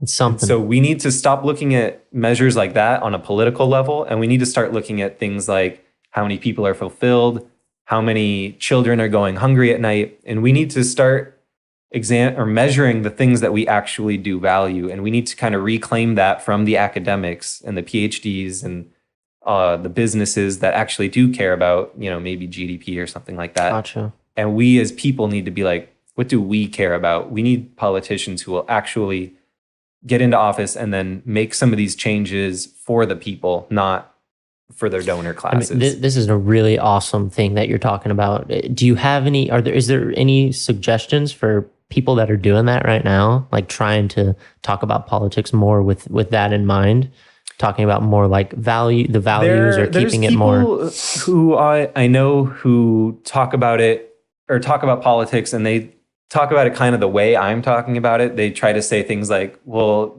the S&P 500 might be at its highest point ever, but 80% of Americans can't afford a $500 emergency right now. It's something insane, like 60% of bankruptcies are coming from medical bills and stuff like that. So we need to be just talking about the things that matter to us on a day-to-day basis instead of what matters to the economy as a whole. Well, maybe micro measures. I'll put in the show notes some suggestions you have for like people looking to have a cool place to start with news. It sounds like you should start your own political channel or something. I've been thinking about it. I mean, that would be cool. I was actually talking with a friend about this a couple of days ago that myself as an audience member, if someone started a channel that was a political channel, but kind of thought about it almost like above the politics from a more philosophical place, I would be all over that. I would love to listen to someone talk about politics more from like being balanced, both sides, listening both sides, but also like going deeper, like what you're talking about, the values and like what we want, how people are feeling. Because isn't that what politics really is about at the end of the day? It's like it's just making sure that the unlimited game that we're playing can keep being played and that it's good for everybody. Well, that's what it's supposed to be about, right? That's what we would want it to be about. That's what we want it to be about. But right now it's just a fucking mess. Yeah, it is. It's really crazy. Yeah, it's hard to get started in politics. It's like getting started in math. It's like a very big ramp up time. You got to do a lot of reading, and then you essentially just get to this plateau where you kind of do have an idea of the landscape. You kind of understand what's going on, and from there, it's a lot easier to maneuver. But it's like there's that curve that you have to. Yeah, there's a pretty steep learning curve to it because it's like if you're getting started and you're reading something from the New York Times, you're like, okay, this is good, right? But then you have to realize like that newspaper is owned by a Mexican billionaire. You're not paying for the New York Times, most of us. So, how are they making their profits? It's from advertisers. Yeah. So what are so the advertisers are really the customers of CNN, NBC, MSNBC. So their content is for them, not for you, the consumer. Gotcha. You and your mindset and the ideas in your head, you're the product for the advertisers. That's good. That's what they're delivering. For sure. So so you're saying podcasts, that kind of thing is kind of, and it seems like that's where it's going anyway. Yeah, and the thing is like the more production value you see, and this isn't a straightforward rule, but generally the more production value I see, the less I trust it. Wow, that's a good way to. There's more employees behind the thing. There's just more things that could pull the owner or the host in any particular direction in terms of influence. So I really like the guy I mentioned earlier, Scott Horton. He mostly does foreign policy. For domestic stuff, I listen to a lot of Jimmy Dore. Okay. He's a very, very left-wing progressive type of person, but myself, I've been all over the political spectrum. I've been everything from an anarcho-capitalist to an anarcho syndicalist. You seem to me like you're balanced just from this conversation. Yeah, I just try to have this idea. So when I was studying AI and I was reading Carl Jung at the same time, I had this idea that the model that is telling us the relationship between all these variables and the price of this house, it's kind of the same methodology that we use in our day-to-day lives. Like I know if I go to just to throw working out in there because it's what's on my mind right now. If I go to a bench press and I see the weight on there, I know what I can do and I have an idea. I have a model of reality in my head already built up. And as I add more weight, if my model's not changing with the changing environment, it's going to end badly. I'm going to put too much weight on, but I'm going to have this model of reality that I'm the biggest, toughest guy. And I'm going to put that weight up and it's going to come and crush my windpipe or something. Gotcha. So it's about when we're talking about politics, philosophy, all that stuff, humility is a huge part of it. It's very underrated. You have a model. It will just form itself of the world around you. And this is your social relationships as well as the physical world. You have an idea like, oh, if I do this, then person X is going to feel this way about that. Yeah. So, and as you take in more evidence as time goes on, your model needs to change and update and become more sophisticated. And the things that really prevent that, in my mind, are your ego. You don't want the model to change for some reason. Maybe part of your identity is based on it. So you don't want to look at countervailing evidence. Or it could just be things like I'm not being physically affected by the environment. So there's a separation between the agent and the environment. Gotcha. And that will cause the model to change. And I think that that's where we're at right now politically, is the elites and a lot of the people who are doing very well, they have the old model of what worked and it hasn't been updating because it's been working for them. Yeah. It doesn't need to be updated. And so, we're at this point now where there's just these people who have this old world model. They're not changing. They, like CNN and the different corporate media, they're trying everything they can to get advertisers off of YouTube. And that's why it's getting harder and harder to be a YouTuber, because no one is going to pay, because CNN keeps on putting as like one of their main reports, like, oh, this terrible thing was on YouTube. You don't want to advertise on YouTube. So, their reporting is almost like they're just saying what they want you to believe at this point. Yeah. And it's worked because they were the only things that people could listen to for 50 years. Yeah. And so we're getting to this point in the new generation where we inherently don't trust CNN, MSNBC, Fox, and we want genuine conversations like this, and that's all we want to listen to. And that's what I was saying about the production value, is if I see graphics and I see stuff like that, maybe I'll still watch it if it's like breaking news or something like that. Yeah. But if it's just talking heads analyzing a piece of news that's already happened, I already know what their opinions are.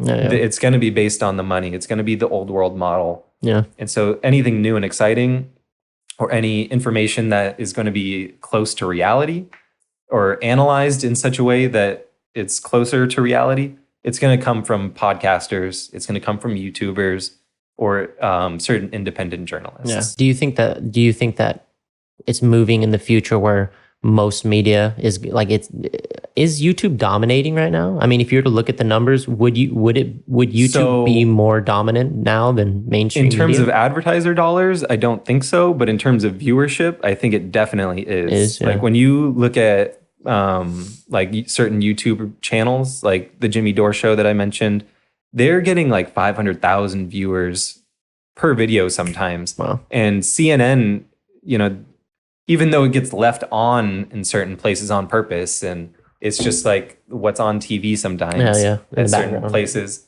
they're struggling to make those kinds of numbers. Yeah, I wonder that. Like, and then when you look at their viewership demographics, MSNBC, the progressive network, their average age viewer is, I think it's like 64, 65. And then Fox News, I think it's in the 70s somewhere. So as time goes on, their viewership is going to just go down, collapse at some point. And I feel like we will see just these companies either evolving or just disappearing outright, or we could even see something like what happened in 2008, like a too big to fail, or like a too important to let go, because and then this is going to get more conspiratorial, but in the 70s there was something called the Church Commission. And it was basically the one and only time this side of the world wars that there was an investigative committee that went and looked at what the intelligence agencies were doing. And they found that, I'm going to get the number wrong, but it's something like 300 CIA agents were working as journalists in the American media. So to think that there's no relationship between the government and the media is nonsensical. Yeah. I think in today's world. I'm not big into politics, but to me, it seems obvious that there's a lot of just corruption going on. Yeah. And there's a lot of just things that, like, it's not corruption, but it's like it gives the politicians a certain lever. Gotcha.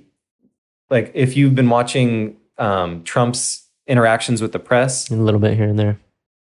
So the fact that there's even a press corps that is approved by the White House, it means that the livelihood of those journalists and even some of those entire papers depend on them not going too far out of line to piss off the politician. So there's just all these different types of censorship built into these very big organizations. And I really think that, either they'll collapse when their viewership numbers just aren't hitting what advertisers are asking for. And it's clear that podcasts and YouTube videos are just reaching a different, better audience. Yeah, for sure. But we could easily see something like the government extending loans again, or doing something to keep up the Fox Newses and the CNNs and the MSNBCs, because those are the kind of wings that politicians look for first to put what information they want out there. Yeah, that's just crazy to me. Like, it's crazy to me. It's absolutely crazy. Like, that, I guess that's one thing about Andrew Yang that I like too, is that he went on Joe Rogan's podcast, which is, how many views does one of his episodes get? I mean, my God. I've heard millions. Them talk about it, and it's like hundreds of millions. I mean, that's like, and it's like, how is that not more prominent with politicians and stuff? Like, it needs to, like, those kind of shows, you would think that they would want to be all over those kind of shows. Like, there's so many people like us that would have more admiration and respect for politicians going around doing that kind of thing. But you said something, if I want to go back, just I'm curious, you said something that piqued my interest, which is you were reading Carl Jung and studying statistics at the same time. What was that about? That's really interesting. I love Carl Jung. Haven't read a ton of it. Carl Jung, to just even bring it back even further, there's two ways that humans have found out that we can come across knowledge or know things. And sorry, we had a technical difficulty. You were talking about Carl Jung. Oh, yeah. So to bring it back further from even that, there's two ways that humans have really decided that we can know something. And that's looking at evidence, data, just things that happen in the world, and then trying to understand the relationship between all of them. And then we call that a model, or we call that knowledge or something like that. And then there's the inferring the model and then finding the data to support it. And if there's, counter evidence, then we say, okay, this isn't working.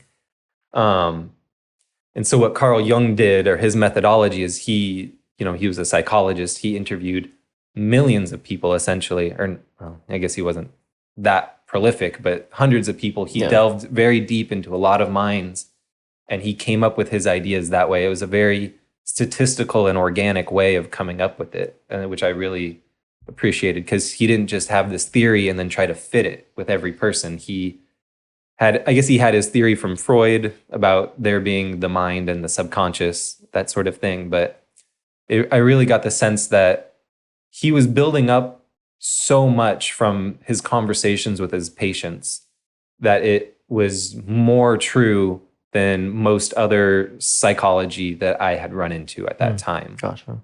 Yeah, do you have a book suggestion, by the way, like a good place to start with him? I started reading Modern Man in Search of His Soul. That's where I started. But I'm not sure if that's a good place to start. I don't know what the best place to start is. I didn't mean to interrupt you. No, I'm trying to remember what the book was, because it was a great book. I used it for my series on YouTube. I think it was just The Archetypes of the Collective Unconscious. I think that's what it was. Cool. But that was a great one. Yeah. All of his work is just amazing, and I love how it comes from kind of I'm going to look and see what's in the world, and then I'm going to form my opinion on that, not the other way around. For sure. What do you think about this is just, I want to specifically talk about this more. I want to make videos on it and discuss it more, but what do you think about, just the Jungian shadow, that whole theory? Like, what are your thoughts on that? I know it's a super broad question, but it resonates with me so much, because I just feel like, I went through that phase. You have to understand, I think first when we start talking about Carl Jung is that he could only understand the mind through conversations with his patients. Today we can understand the mind by actually looking at the brain, and we can actually kind of analyze it in a more direct way. And so when you meet both in the middle, it's it's very interesting. So I think the shadow, it's kind of like a representation of the voice inside of your head that you don't want to call it you, right? Like, and to just break down the mind, first of all, I mean, the idea that there's just one solitary you, I think is false. Yeah, I think that I'm with you. Our consciousness, our personality, all of that is just the emergent phenomena of all of the electricity that's going on, all the chemical processes. And so the conscious mind that wants things, that talks, the kind of the linguistic side that we kind of call us is part of the mind. And then there's another part underneath it that we're really just kind of along for the ride for. And so when you're trying to decide, what is the shadow, what is the God self, these types of things, it's in machine learning, we would call it a biased model. So in reality, nothing is linear, right? Everything is chaotic, and it would represent, or if you're trying to model it, it would represent a quadratic equation rather than a linear equation, meaning there's exponents and there's multiple variables. And so the problem that a lot of ML researchers or practitioners would run into is they would try to throw their linear model on a non-linear problem, and it might work well enough, but there's always going to be a ceiling of how good that model can really represent reality. So when we're talking about Carl Jung, it's very interesting. He was someone who had some great things to say, and he's a great starter for looking at your own self and your own mind, and trying to get it all through the linguistic side of you. But we know that his theories don't apply to physical reality quite so much. And so I guess the shadow, it's got to be something like the voice in your head that is just discouraging you from kind of progressing in some way. Yeah. Because every time that we see the shadow take place in a movie or in a TV show, he's the mini boss. Yeah. He's the person that the hero needs to overcome first. Yeah. And so I think that person is your own self. You need to overcome all the reasons that you feed yourself, why something can't work, why you wouldn't do well at such thing. That's your shadow telling you, don't, or it's just trying to discourage you, and you just have to fight through it, and you have to beat it, and then you move on with the hero's journey from there. Yeah, I love talking about it in that way. And I know you said you listen to a lot of Jordan Peterson too. I'm a huge Jordan Peterson fan, and that's like a part of one thing that he made me realize, and then made me like consciously start to try to think about it, was my shadow. That part of myself is what drove me to make a lot of the stupid fucking mistakes I made. And it was like, it did take me like head on, directly delving into the fucked up part of myself to gain the courage to overcome it. Totally. It definitely was a big part of the transformation I went through. But I definitely want to read more Carl Jung. What was I just saw something on this list. Was there anything that you, I know I interrupted you a second ago. Was there anything specifically you were about to say before I interrupt you? I've been doing that a lot. So, recall what it was, so we'll just keep going. Yeah, so there's like, what are you politically speaking, by the way? I was going to ask you that in the beginning. You totally went off. It's hard. Like I said earlier, like I'm someone who kind of started my dad, when I was 5 years old, he turned to me and he said, "Ryan, we don't have anything that the government or the government doesn't have anything that it hasn't stolen from us." So it's this very like kind of libertarian, conservative-ish mindset. And that's kind of what I grew up around. Gotcha. So I was always sort of politically leaning to the right with certain things. Gotcha. But since I started reading a lot more, since I moved out of my parents' house, since and actually one of the big transition points for me when I went from kind of like anarcho-capitalist to just more open-minded about everything in general was when I started working for a call center. I was working a very, very large bank's collections department. And I was calling people who were, just affected by the hurricane in Puerto Rico. And I was like, where's the money? And, I was calling people in wildfires. I was calling truckers even. And I was like, where's the money? Wow. Why aren't you paying your credit card? And that's a good way to get your mind changed. Exactly. And I was working with people who were stuck at that job because they needed money for their children. Their children weren't making enough money. So there was actually like a lot of elderly people there, not like 70s and 80s, but 50s, stuff like that. And just seeing how hopeless the situation was for them, it really made me go back and be like, wait, we're all supposed to be in this together. I have what originally brought me to anarcho-capitalism was the anarchy part.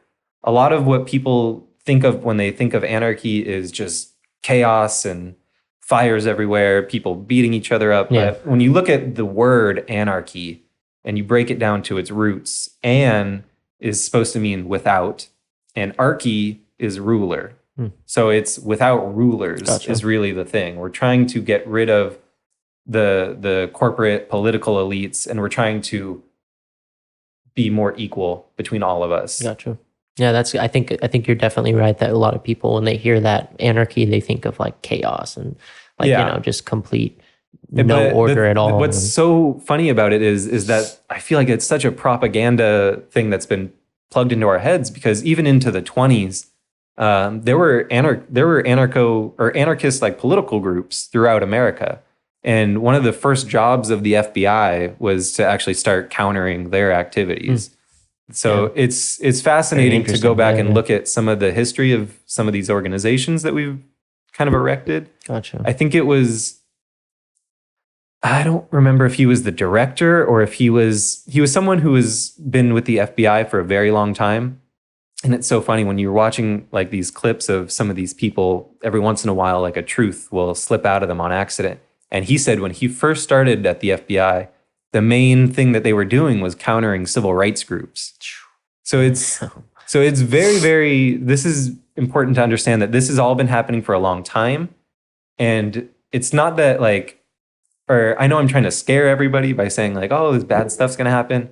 But I need them to understand, I think, that it's not that we're going to become this crazy empire or something. It's that you're going to finally start feeling the empire that's been here the whole time. That's a really good distinction to make. That's a really good point to make. And we can go back to this topic a little bit and talk about like, it's like, I know, like, it's not like you're scaring people, but it's like you're trying to shine a light on something that needs to be talked about more, because like you just said, it is very easy because we don't feel it directly to not think about it. Like, because it's really most of us, there's something called the Overton window. And it's kind of this idea that there is an acceptable opinion to be talking about. And it's mostly controlled through the media. They'll try to say, Nancy Pelosi is the furthest left you can be. And someone, I don't even know who their idea of like too far right is, like Steve Bannon or something that is like too far to the right. But, when you look at the history of ideas in America, you can really see the Overton window shifting to the left. I mean, Roosevelt was elected, but he was overwhelmingly popular. And so were his ideas. And Social Security, Medicare, Medi-Cal, I'm not sure those were his ideas, but they're very left ideas and they're very popular. So the idea that Republicans are going to start getting rid of Social Security, Medicare, I think it shows how corporations have been shifting the Overton window to the right, whether on purpose or on accident. Pure speculation. I have no idea. But it's something that we need to all be talking about and reading more on and just talking with one another about. Because I think as soon as we start talking just person to person about our values, what we see wrong with the world, we're pretty quickly going to come up with the idea that the government that we have now, it was great when it started. Maybe it was good for a while. It's become so rotten and infested with just these different exploits and these different inefficiencies that it might be worth it to move to a whole new thing. But is it? Like, we're not even sure about that. So, we do need a lot of conversation between the people. And that's what I am so hopeful with things like blockchain and the internet and podcasts, because we can finally have these conversations, and blockchains are going to start allowing us to build our own institutions outside of corporate and political structures that will work kind of autonomously. Yeah. I mean, that's a really good point to make. It's definitely an issue, and it's let me ask you this, like, this whole, what are your thoughts on the state of like universities right now? Like, what are your thoughts when Jordan Peterson talks about how horrible universities are, and that there's no saving them at this point, and it's, it's infesting people with ideology? And I only went to school for a year. I went to university for a year, and I did not feel right being there. I did not feel like I fit in. What did you feel like was off? I just felt like, maybe that, and I think it's just, I don't know if it was the school, I feel like maybe more it was just my personality, that I kind of wanted to like just go do something, like I just needed to go out and go. Like, you wanted a teacher to be like, hey, this is how you could build a thing. Yeah, now that's, go build it. That for sure was lacking. 100%. Like what we talked about earlier was, there definitely wasn't this feeling, and I wasn't aware of it at the time. I mean, I was 18 and like, very stupid in a lot of ways, but like, definitely I didn't have this feeling. I didn't have the feeling that this was going to help me become successful. Like, I didn't get that feeling of security. And I know that you aren't supposed to, at least that's the goal with universities. At least some people would say that it's not about providing people with security. It's like helping people move past that and understand that this is teaching you how to think and what to think, and like catapulting you into adulthood where you don't need that security. The education, there's just so much there. It's like we were saying earlier, like there's just so many things that do need to be changed about it, about testing and about like maybe some more like project-based classes, stuff like that. Jordan Peterson's idea that the so-called like grievance studies are spewing this like weird propaganda that is infesting the minds of young people. That's what I'm curious what you think about. I don't agree with him when he says that. I love Jordan Peterson. When I was studying for my finals for my finance degree, instead of studying like financial accounting, I listened to both of his what are his classes? The personality class. He has the maps of meaning and the personality. And personality and its transformations, or something like that. I listened to all 3 years of both classes instead of studying for my actual stuff. So I love the guy.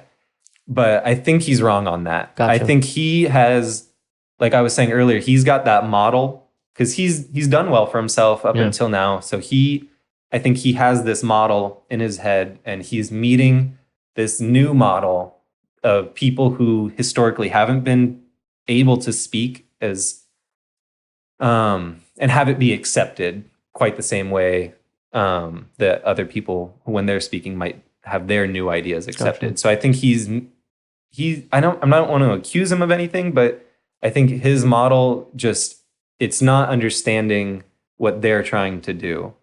What is it? What do you think they're trying to do? I think that they are trying to address they're not trying to blame people. It's not about, it is about grievances, I guess, but that's a very, I think it's a selfish way to look at it, because you're looking at it from the lens of what my ancestors did to your ancestors, instead of, hey, this is the situation that was in the past. These are the things I'm still suffering from now. How do we understand and ameliorate the things I'm suffering from? I get that that's the sense that a lot of people who are pursuing these types of studies are trying to do, or at least the legitimate ones. You know, the ones who show up to his rallies and try to shout him down.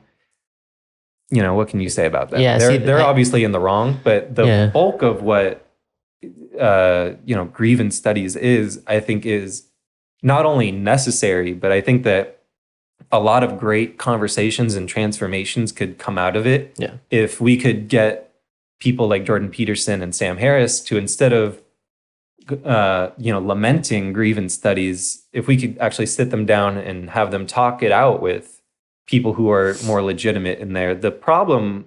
Do you mind really quick? Sorry to interrupt. Like defining grievance studies.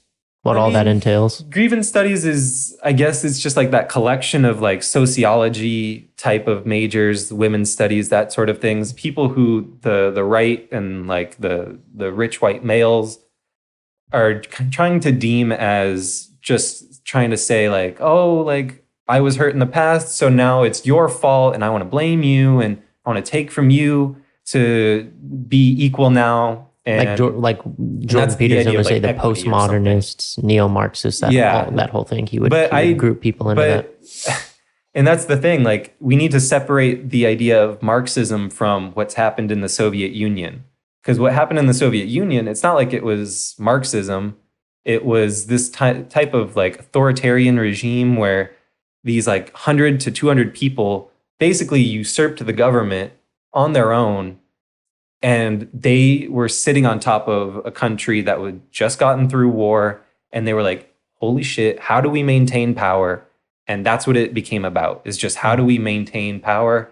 It became not about any kind of ideals that Lenin may have had. Do you mind me asking you, like, just while we're on the topic, actually, like, this is something that some people have already asked about with feedback on previous podcasts. And obviously, like, every time I talk about Jordan Peterson, there's someone, it's like thinking Jordan Peterson is alt-right or something. Like, I've gotten those comments. But and people say, and I'm just curious because I haven't delved into it deeply, but what is, if I'm not sure if you have either, but like, what is postmodernism? I mean, I feel like it's one of those things now where like we're all more or less aware of what it is, but to really articulate it, if I did, there'd be equally as many people like saying I'm wrong because it's actually this. So that's where this gets muddy. Yeah, because I mean, language itself, like each word is just a tool to represent an idea in your head. So, you know, when I say Marxism, it's probably not the same thing, or the idea in my head is not the same thing as someone who like would be a Fox News watcher would have in their head when they think of Marxism. I think this is a really good point to make, that when I mean, this is just what I'm thinking, like real time right now. There's been people that say a lot, Jordan Peterson is misrepresenting postmodernism. He's never read about it, obviously, because he's just saying the completely wrong shit about it. Mm-hmm. And then I agree with what you're saying, that like, well, everyone has different definitions of it. But also it seems like when Jordan Peterson talks about this type of, you know, this group of people, like you were saying, in the grievance studies, that he's not talking, like, it's not even like he's necessarily saying that postmodernism, like the exact root of postmodernism is the problem. It's like he's saying right now, today, the way that it's being interpreted is the problem, or like the movement that's going along with it is the problem, not like postmodern, you know, not in and of itself. Yeah, but postmodernism, I think, is kind of like a very necessary and almost expected, like, intellectual evolution from where we were before. This is a good thing to bring up because I have a lot of Jordan Peterson fans that watch this, and I think they would be curious, like I am, to know like how you would define it. Someone who has that. Most of them say that they just like, most people just agree with Jordan Peterson and they don't really care to even look into it. Really, that's like what we were talking about earlier. Like, you can't just listen to the New York Times or to Jordan Peterson. You need to take what's good from Jordan, take what's good from Sam and Eric and all these other people in the IDW, and then you need to look at the legitimate criticisms of them and people who are actually just have different opinions, and not just these journalists who went to these Ivy League schools and now see these guys and they're talking to mostly white men, and then they're just like, okay, I know what that is. That's alt-right. So well, there you go. Anyone listening who's a big fan, take that advice. Yeah. Seriously. Listen to Jordan. He knows what he's talking about, but don't just listen to Jordan. Yeah, for sure. So I just kind of taking a step back again, just I'm trying to think of exactly what you said, but what I think a fear that a lot of people who maybe would consider themselves Republicans or kind of more, more conservative, not a fear, but maybe the thing that gets annoying is, like you were saying, the blaming, that the people who tend to just blame other people constantly. And that's part of what resonates with Jordan. Part of why people resonate with Jordan Peterson is he's saying, take responsibility. Like, you have responsibility, take responsibility. And I agree with that, but I tend to think that this is a criticism that I'd have of Jordan Peterson, or maybe this is like a thought experiment, which is, what would it look like if Jordan Peterson said the things that he's saying, and with the audience that he has, which is a really big audience, but also practice more compassion and understanding for the people he's criticizing? Like, what if he did that? What if he kind of, like the things that we're talking about, what if he didn't solely criticize harshly postmodernism and all this stuff, but he still talked about clean your room, take responsibility, like, you know, life is suffering, and bear it and try to be a better person. But he also didn't only criticize, and he had more compassion. That's like the criticism I would have, that to me, it always seems like more compassion is a good thing. And I don't mean that in a way where you're being a pushover and you're like being hippy dippy, too compassionate, but it's like having an understanding for why those people maybe feel that way. You know, what is the reason why? It's such a good point you're making, because there are so many people who are like Jordan, like Joe Rogan, Adam Carolla. They're very, very popular people, and they do a lot of great things. But this one issue, it's like, you know, they'll always talk about being compassionate, but then as soon as the idea of like, oh, millennial, like, you know, crybabies, snowflakes or something, it's like, you can't have the empathy for that. Yeah, it's like how do you preach psychedelics and, you know, being good to people and personal responsibility, but you're not willing to like hear other people out? Yeah, I mean, I'm so with you there. It definitely is something that I want to talk about and kind of delve into more, getting to almost like trying to break through that wall and still hold the values I have, and a big value that I have, which is like, you know, same with Jordan Peterson, is the fact that I really believe that you as an individual have the choice to, you know, better yourself and take the steps to carve your own path in life. I believe that. And a lot of people do not believe that. They see themselves as victims, right? That's part of the problem. Or they'll think that they're stuck in some way. They think that they're stuck, and it feels that way. I mean, most of my life, firsthand experience, most of my life, I have allowed myself to fall into the victim mentality of feeling like I'm stuck. I made too many mistakes in my life. What am I going to do now? And I allowed myself to fall into the mentality. So I actually completely understand that mentality.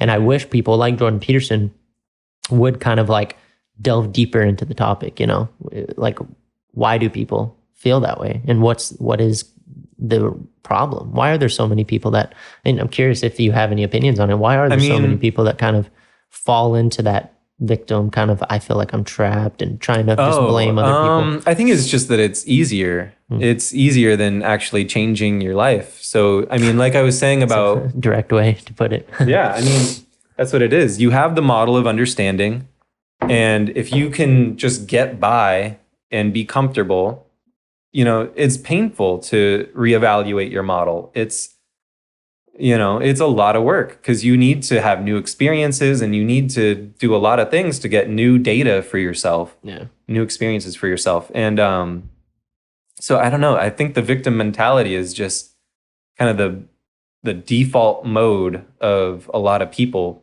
because you don't want to change, and you want to think that I am enough as I am, and no, you're not.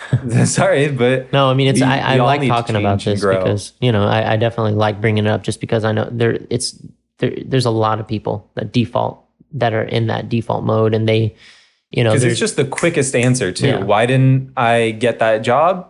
Yep. They don't like me. Yeah, right. It's because they're racist, or it's because of that. It's not, oh, maybe if I had gotten a 3.6 instead of a 3.4 GPA, like, oh, maybe I would have gotten it. It's that you don't want to look at yourself, because at the point where you are failing, it's already too late for you to go back and fix the things. Yeah. So it's painful to look at that, and you have to accept that, okay, like the thing I wanted, it's not going to come at the time I wanted it. And so it's kind of like a Buddhist thing. You have to reevaluate your expectations, and then you have to just be okay with, like, okay, I'm going to spend another 2 years of my life doing side work and college classes to shore up my resume and stuff like that. Awesome. I really think that's just an important thing to talk about. It's fucking hard. It's not easy. I mean, we shouldn't be surprised that there's a victim mentality, especially when we're looking down the pike at like an economic, just decline over the past couple of years. So I'm not surprised at all to see people with a quote unquote victim mentality, but that seems like there's a lot of the people that oppose Jordan Peterson are those people that have that mentality, I don't know. I know he paints it like that's who's criticizing him, but I think that that's just what he's getting from his perspective. I guarantee you, if you sat down with most of his critics, that some of them would have a legitimate criticism. There are people who put out hit pieces and, they're just shills for whatever corporation needs 500 words on a public intellectual at that time. What do you think, I think kind of talking about politics, what do you think of Tim Pool? I don't know too much about him. I saw him on that podcast Joe did with Jack and I was just curious because the lawyer girl. Yeah, I was curious because after that podcast I thought Tim Pool, maybe that's where I should go to get my news source. But like I was saying, if you don't mind giving me some, just for the show notes, I think people would really appreciate some suggestions. I'd have to go back and look through like a bunch of stuff, but there's so many people out there who are like Tim Pool. There's Aaron Mate, there's Matt Taibbi, there's Jimmy Dore, there's Scott Horton. There's like a ton of people. And the best advice I can give, more than just like pointing people to people that I use, is to just not trust one source. Yeah, for sure. And, just focus on someone who's just not bought, because money is going to be the ultimate changer in their model of reality. Essentially. What about you going to start a political show? I mean, we'd say a lot of things that would get us a lot of death threats, but I mean, I think that's something that I immediately, just with this one conversation we've had, and by the way, I'd love to have you on like regular guest. I mean, that would be awesome. We could I think it would be fun to do a me and Chris podcast or with Marwa even, because Chris and I talk about this stuff all the time, and it was one of the first people who introduced me to the idea of determinism. Yeah, is there anything, but we're almost at the 2-hour mark, but is there anything like maybe to start wrapping this thing up with that you specifically want to get into? I know, like, I did have a bunch of notes on like the Russiagate thing. If you want to get into it, man. Okay, let me see what's the starting point. Okay, yeah. So I think I thought it would be important when I came here to, if we did talk about politics, that I give everybody my interpretation of just where we are politically and kind of the situation that we find ourselves in. And it sort of started with the 2016 election, or at least I want to start there. So we had Clinton versus Trump, and we know from the famous leak that they called it a hack. It was actually a leak from the DNC, and it was Podesta and Clinton's emails. They got released to Wikileaks, and Wikileaks put them online. Some of the things that we found out from that, essentially just treasure trove of documents, was that they were essentially approving the script at some point for Stephen Colbert's show. They had all the debate questions well in advance, and the Clintons were the one who actually convinced Trump to run, and then they were the ones who really pushed him as the primary Republican candidate. So all of these things kind of came together in what they called the Pied Piper strategy. It's something that I think is pretty well documented now. People can look it up. So the Pied Piper strategy was essentially Clinton wanted someone who would be easy to defeat. And she thought at the time that was Ted Cruz and Donald Trump. I think there was a third one, but I forget. So she does all these things, puts Trump on the pedestal as the Republican nominee, thinks she's going to win. And then this is where all the Russiagate stuff kind of starts going awry, because a lot of people think Clinton's going to win. All the polls are pointing towards her winning 99%. Yeah. And that's just something to talk about with polls. How people do polls these days is they call you, and no millennial I know has a landline. So they're not interviewing millennials for these polls. So there's no reason to expect in 2020 that any of these polls are going to be skewed, or they're going to be non-biased. And they don't do cell phones? They just use the landlines? I mean, either way, they're calling you for it. Yeah. So, and I don't pick up my phone when a strange number calls. I don't know anybody who would. So, very good point to make. Who's actually picking up the phone for these polls, and how much trust should we really have in them? Yeah. I don't think it's that much. But so a lot of people were assuming Clinton was going to win, and this is where you start getting like the Steele dossier and Lisa Page and Peter Strzok and all these types of different agents who are kind of doing some shitty things behind the scenes, because they think Clinton's going to win. Yeah. And if you help the president become the president, they're going to be grateful. They're not going to, come after you. Yeah. It's now 2.5 years later, and this idea that Russia hacked the DNC and then gave the stolen emails to WikiLeaks is proven false. The former director of the technical director of the NSA, his name is William Binney. He's all over the internet. He's someone, to just throw out another media that I love, is the Veteran Intelligence Professionals for Sanity, the VIPs. Okay. It's a bunch of former intelligence professionals who are now whistleblowers or something of the sort. But he came out and he looked at essentially the data transfer rate. What time did the data leave the computer at the DNC? What time did it get to the other computer? We kind of know what to expect from that. And so as an experiment, he had someone in, I think it was London, do like a similar thing that the Russians would have had to do to get data from Washington, D.C. And it took way too long compared to what the actual evidence said was how long it took the data to be transferred. It was much more close to just putting something on a flash drive. Okay. So that's how we know it was a leak and not a hack. Russia's not involved in this at all.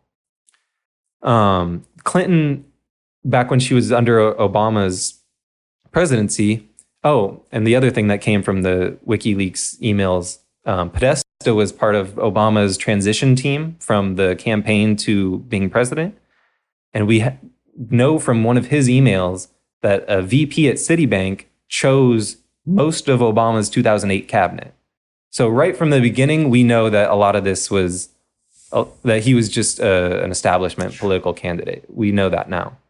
But to get back to the Russia thing, so Clinton had that whole relationship reset. She did a photo op with like a reset button, and her and I think the foreign minister like pushed it, and it was supposed to be, it's a new thing. And then she in exchange for like some money to the Clinton initiative or whatever, approved essentially selling 20% of America's uranium to Russia. So, it's pretty weird thing politically when you're running, and she knew it was a weapon that was going to be used against her. And this is another thing that came out, I think sometime later. So they decided that they're going to throw the Russia thing onto Trump, because that's just what Machiavelli taught us about politics and how to get ahead, essentially, is you take your weakness and you just throw it onto your opponent. And then they're spending all their time defending why they're not that. So she does that. And you have to keep in mind, the media has been complicit. And we know that from the emails. The media has been complicit in all of this. They've just been with Clinton from the start. And the exact nature of the relationship between the DNC and the Clinton campaign and the media, much closer than anybody would really ever be comfortable with. And so they had their own built-in kind of incentive to go along with it.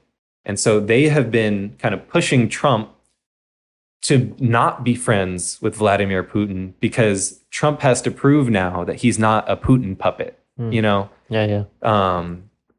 So Trump has to do all these things. And so some of the things he's done is he's put like warships in the Baltic right on Russia's doorstep. He has armed neo-Nazi Ukrainian separatist rebels. And then leading up to this, because he's not even the first person to do anything that's, what Russia, to threaten Russia, essentially. Reagan, it was either Reagan or H.W. Bush. He promised Gorbachev or one of the Russian leaders that NATO would not expand to the east, even 1 inch. And that was part of the coming down of the Cold War. That was the, bringing down the tensions. Since then, and I think this was Obama, he has let in almost every Eastern European nation into NATO. So NATO, not only did we break that promise that we gave the Russians, we're literally at the throat, because Moscow is not that far from the border. So we are now entering a new Cold War. We have really ramped up tensions. The latest kind of situation is what America has been trying to do with Venezuela. They finally became not a colony in like the 90s. And it wasn't too much longer until Chavez instituted his socialist revolution. And right away, W. Bush started putting on sanctions. He tried an assassination attempt. So we have been, crippling that country for years. And so now that they're actually having an economic failure, which I don't want to say is they're not their fault, because obviously the socialism is just not, it's not the best idea. Yeah. We'll just leave it at that for now. But we'll get into that on the next one. Yeah, we'll come back to that. So they've been implementing sanctions for years and years before any of this stuff happened. And so one of the main drivers of the Venezuelan economy was their oil. They have more oil than Saudi Arabia. So that's why they need democracy now. But the thing was, Saudi Arabia was told by the US to pump up production, which they knew would increase supply and drive down the price, meaning Venezuela's economy, which was based purely on oil, was not going to be able to continue to pay the generous social services and to do all the things that Chavez wanted to do. This caused the collapse, and now we kind of step into the modern day relationship with Venezuela between the US. And to just give some background onto like what's happening with that right now, Trump has brought back essentially from the political graveyard this man named Elliot Abrams. Elliot Abrams was some kind of human rights watchman essentially for Reagan. But what that essentially meant was that he was covering up human rights abuses to the media for the different kinds of interventions that Reagan was doing in Central America. I think it was a congressional testimony. One of the congressmen asked him about this particular dictator or this particular warlord. And he was asking him, do you think that he's making progress? How's this guy going? How is he leading? And Elliot Abrams is on record saying something akin to, he's showing great progress. He's doing great things for the human rights of the people. I think it was Guatemala. It was not even months later that Rios Montt, this guy, was convicted of genocide. So this guy, Elliot Abrams, he was essentially in charge of doing this tactic that they're kind of reinterpreting now, which was sending aid into the country, even though they're sanctioning it, even though they're doing all these very harsh things to the country. They're trying to send in food, and they're like, oh, why won't they accept our food? We're just trying to be nice. But, on the other hand, they're punching them in the face on the other side. So Elliot Abrams, back in the 80s, he sent in aid, but it was really weapons for the rebels. And this was part of the Iran-Contra affair. And so he gets convicted of that, pardoned by H.W. Bush. And now Trump is kind of resurrecting him to be like a special envoy for Venezuela. And so we just see like the full focus of the empire on Venezuela. We're bringing out this guy who's overthrown countries before. He's now the head guy in charge of this whole operation, pretty much. So we kind of know what America wants to do. And Russia now, for the first time ever, has moved their planes into Venezuela, into our hemisphere. And for me personally, I don't think we should be involved in Venezuela. I think we should drop all sanctions and just drop any kind of potential military or diplomatic action against them. Just let their socialism go. If their socialism fails, it won't be because of us. You know what I mean? Yeah. What do you think the consequences are of us being involved right now? Well, and with Russia, it was going to be probably a similar situation to either Libya or Iraq, we were probably going to invade because Maduro, he's not popular, but he is the most popular person in the country. So he has won elections fair and square according to the UN and to the Jimmy Carter. I forget what his institution's name is, but they just kind of make sure elections are fair. And they've both come out and said this election was fair. Maduro is the constitutional president. And so now, we're trying to overthrow him. And because of all that we've been involved with Russia, I think Russia is trying to kind of get back at us. And they've moved their planes into Venezuela. And so what was going to be either a diplomatic or military overthrow of Maduro now is just a very scary situation, because if we move on Venezuela, it's essentially moving on Russia at this point. And so I don't want to scare people away from politics again. But we need to realize the situation that we're in, and we need to realize who's in charge of us, our leaders, and realize just not only how incompetent they are, not only that they will not learn from history, not only that their models are not updating, but that they do not care. This is what they're going to do. Trump has been caught on tape over and over again saying we should just take their oil. He's got this very clear old world emperor's mindset of this type of thing. So what's going to happen right now is anybody's guess. It's an ongoing situation, but hopefully we can all just get someone in there in the next election cycle and kind of de-escalate things with Russia. Because he just, at the urging of the media almost too, has been cutting off intermediate range nuclear weapons treaties. He's ramping up all sorts of different productions of weapons here in the US. He's talking about the Space Force of all things. Yeah. When desperate reforms are needed, when we have automation just breathing down our necks soon, the idea that we're going to open up another branch of the military, I think, is absolutely ridiculous. We are spending, I think, almost $1 trillion on our military, and that is more than the next 10 nations combined. And most of those are our allies. It's Great Britain and it's Europe and it's people like that. And Russia and China are in there, but we spend more than them by a long shot, both of them. And so the idea that, the idea that we're just supposed to maintain military dominance indefinitely, I think is absolutely insane. There's no way that we are going to maintain military dominance over China. China has 3 times our population. They're eventually going to overtake us. And so what I want to see from a candidate in the 2020 elections or beyond is this idea of, not just peace, but how do we make sure that peace is enduring and ongoing? How do we form a relationship with Russia and China where, we're not in a position to be affected by them, because there are things that they are doing to influence our elections and take advantage of us. Yeah. But how do we make a more collaborative relationship with just every nation of the world? And, so when we're looking at candidates in 2020, I think these are the types of things that we really need to be asking them. We cannot be just letting them give us platitude sandwiches. That some of these guys, just to, I guess we're going to end soon, but just to bring up more in detail 2020, what we're looking at. We know Trump is going to be the Republicans' people. They're not going to kind of do they're not going to primary him. Yeah. His base is strong.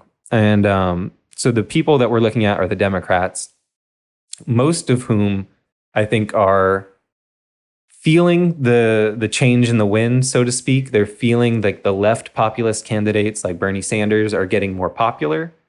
And so they're trying to emulate some of his ideas, but they're also trying to water them down at the same time. They're trying to trick people into thinking that they are the type of Medicare for all type of Democrat, but they're just not going to do it, is what I think at the end of the day. It's people like Kamala Harris and Cory Booker.